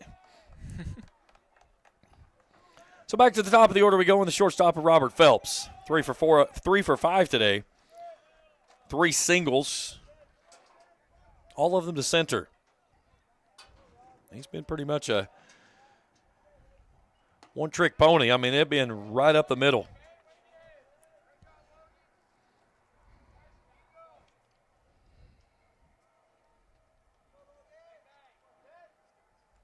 That one's in the dirt. Count evens at 1-1.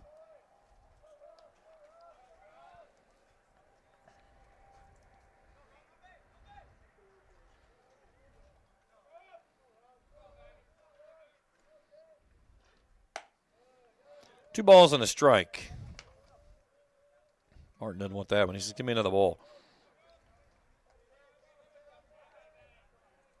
Give me one that has strikes in it. We've been looking for those for a long time. I think they're first out of strikes. Right-hander kicks and deals. Misses high, 3-1. Chamley stands in the on-deck circle. Will go next.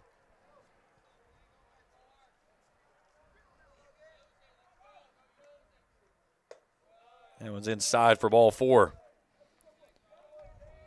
We talked about at the top of the broadcast, one of the bugaboos for this Knights pitching staff has been the walks this year. 12 yesterday. That's their 8th this afternoon. So 1 out, 1 on, and Chamley, steps in. The walks today really show on why you need to limit the walks because how many runs and all that stuff. But yesterday, the 12 walks really didn't play a factor in the outcome of that game. Just a 2-0 ball game. And that's odd when you see that many walks that doesn't turn into large innings at some point in fashion. It's when you sprinkle walks throughout the ball game instead of countering walks back to back to back. Count evens at 1-1. Chamley 0 for 3, a strikeout, a fly out on a sacrifice fly, a ground out, a strikeout, and walked his last time through. He's ahead 2-1.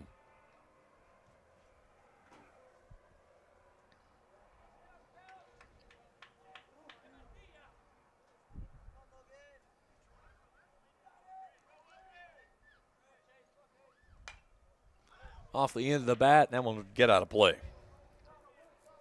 2-2. You gotta get some sound effects in here. Yeah, like glass shattering, glass shattering, cows mooing, or something.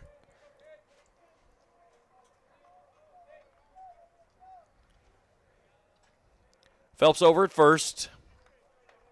1 down in the 9th. He goes up and gets this one, hacks it down the left field line. Tennell coming on. He'll make the catch. Nice running catch there by the left fielder for the 2nd out of the 9th.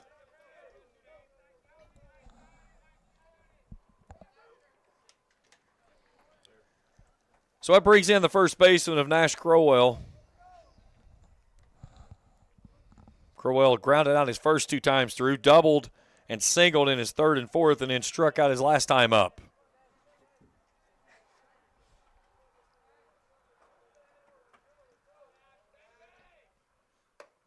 That one misses high for a ball, 1-0.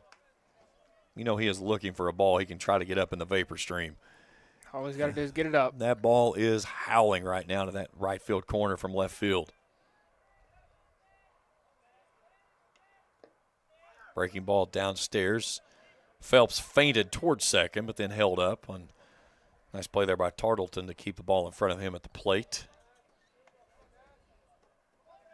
Vargas would go next if Crowell can reach.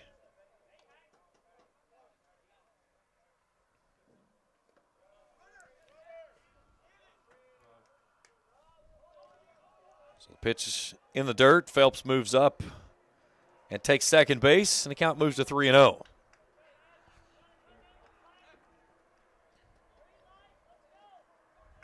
He just said green light, let's go. 3-0 green light. Don't groove one here.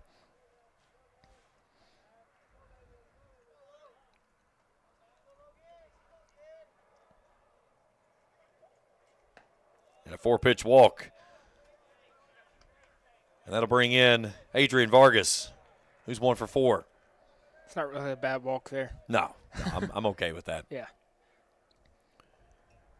Vargas a ground out, a fly out, a single, his third time through, a walk, and then fly out the last time out.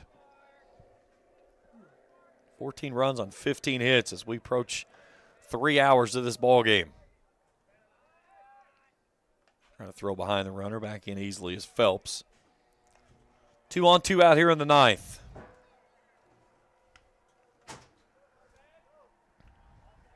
Again, we'll play game 2. About 30 minutes at the conclusion of this contest.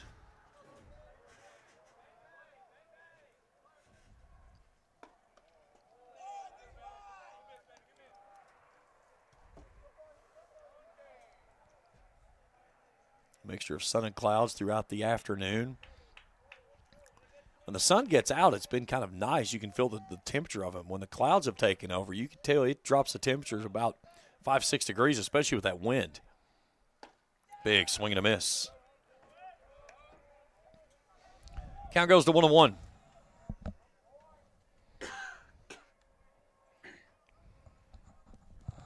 Seven hits yesterday, 28 today. Oh. Amazing how one day makes a difference, right? 2-1. Yeah, that's a little. It's actually a huge difference.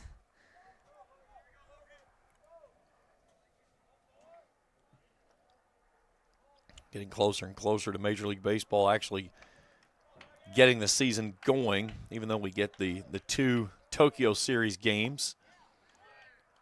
What's your thought on that? Do you like the early Tokyo games to start the season off, or if I don't have to wake up at 6:10 in the morning to watch them? Hey, you wake up at 6:10 in the morning. They're already games in the 6th inning. It's like it was like 8:30 in the morning. We're in the 9th inning by the time I get to school. Yeah, let's play it at probably 10. 3-2 pitch lifted in the air. Scott coming over into the gap and makes the diving catch and ends the inning.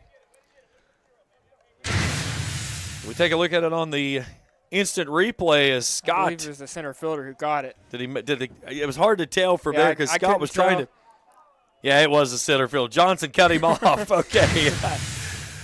Either way, we go to the bottom of the 9th inning. Reinhardt leads at 14-5. Back for more after this on Kool TV.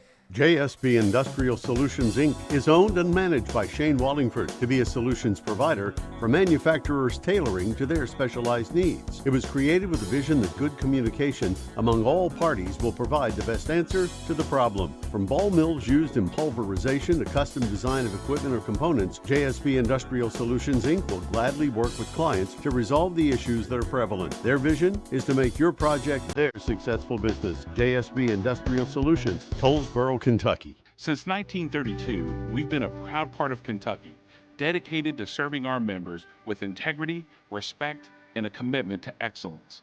We believe that by working together, we can create a brighter future for everyone. Whether you're saving for a new home, planning for retirement, or starting your own business, we're here to help you every step of the way. So stop wishing and start doing. And let's build a financially successful future together. Thank you for being a part of our journey. We head to the bottom of the 9th inning, 14-5, Reinhardt in front of KCU as we go to the mound and a new pitcher, the right-hander of Ryan Mahoney. This is Mahoney's 7th appearance. He has a 3.68 ERA, 7 1/3 innings pitched with 10 hits, 3 runs, 3 of them earned, 1 walk and 5 strikeouts. He'll go to work. 3, 4, and 5 as Rivera, Tennell, and Alvear, the 3 scheduled to appear for the Knights. One final in college basketball today. Number 4 Purdue has defeated McNeese 76-62. So the 12th seeded McNeese Cowboys season coming to an end. Just getting underway. Number 10 Arkansas, number 2 St. John's. A minute gone in that game. They're even at 2. In a matchup of Rick Pitino and John Calipari. At 2 schools I never thought we'd see him at. Yeah, for sure. All right, Yon Rivera will lead things off. The shortstop is 2 for 3 today. Single and a double, bookending a ground out and a hit by pitch.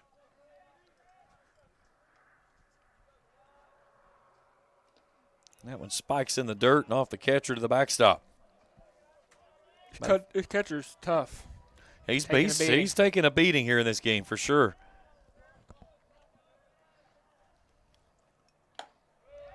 Foul that one into the mitt. Count evens at 1-1. You know, the great thing about coming to Grayson is Johnny's Pizza. I mean, it's been so long since I've been to Johnny's. The problem is I don't know what I'm going to eat today. I mean, they might forget who we are. No, that's never going to happen. If Gracie is not there, though, then we're in trouble because then I have to order off the menu, and I don't know how to order at that place. I mean, I walk in there, and they just bring me food. That's a good feeling to have. Just walk into a place, and they just make you some they make something. I mean, they make up stuff. They ask me, how hungry are you? And I go, yes. And they go, okay. Food just starts arriving. 2-2. Swinging strikes. Smothered there by Pablo Morales. Crowell, I don't know what that dance was on the bag, but either way. He has nothing. He wants nothing to do He wants with nothing. He is a major proponent right now for the safety bag. It's like, give me the orange bag today. So I saw a funny thing with that yesterday. So a pickoff move. I saw this. And the guy went back to the safety bag. Yeah, you are not considered on the bag if you go to the safety bags. A nice little two-seam fastball sneaks in there for a called strike on Dante Tennell. It's a weird rule they've added to I hate the safety bags. Yeah, just run to first. We did it for years. It's just teach how to run the proper way. It's all it is. If you're running to first, hit the inside corner of the bag. And that one hits him on an 0-2 pitch, gets up and in. Or I should say the outside corner of the bag as I was looking inside. But, yeah, I've never been a proponent of the orange bag. Because I remember when they instituted those in the Little League, and that was the thing you would have is you would have runners that they would try to come back to the orange bag. And it's like, okay, you're teaching a kid, hey, you can run to this bag only until you run through it. And then after that, you can't see it anymore. It's not there. So Alvear steps in, 2 for 4. Downstairs for a ball. 3+ hours into this ball game in a 14-5 affair. Knights took a 2-0 lead through 2. Reinhardt countered with 2 in the third. That evened it up at 2 until they opened up with 6 in the fifth. That broke the 2-2 ball game. 3 more in the sixth. Knights put 1 up in the 6th, a run in the 7th, 2 in the 8th for the Reinhardt Eagles. And they're 14 total until KCU got 2 back in the 8th to push this game into the 9th to stop the run rule. LVR ahead 2-1. 10 leaks away from first base. This one lifted skyward, a high towering fly ball at the shortstop. Phelps camping under it, drifts over, makes a basket catch for the second out of the inning. I don't think he saw that in the first place because he kind of looked up, kind of froze, and that's again, you're looking at high skies and you've got a giant cloud hanging over top of the ballpark right now. That's mostly gray. So Daniel Hernandez, 4 for 4 today. He's had himself an afternoon. Can he make it 5 for 5? No. It'll go into Vargas's glove, and that's your ball game. Reinhardt takes game number 2 of the series, 14-5. We'll break it down when we return after this on Kool TV. Baseball and softball seasons are here, and Grayson Sporting Goods is your one-stop shop for everything from bats and gloves to helmets and accessories. No matter the age, Grayson Sporting Goods has the size to get your favorite star ready to hit the field. Grayson Sporting Goods also offers a full selection of East and West Carter team gear with custom printing and embroidery available on many items. Stop by Grayson Sporting Goods, located on Main Street in downtown Grayson, proudly serving Carter County and surrounding counties since 1975.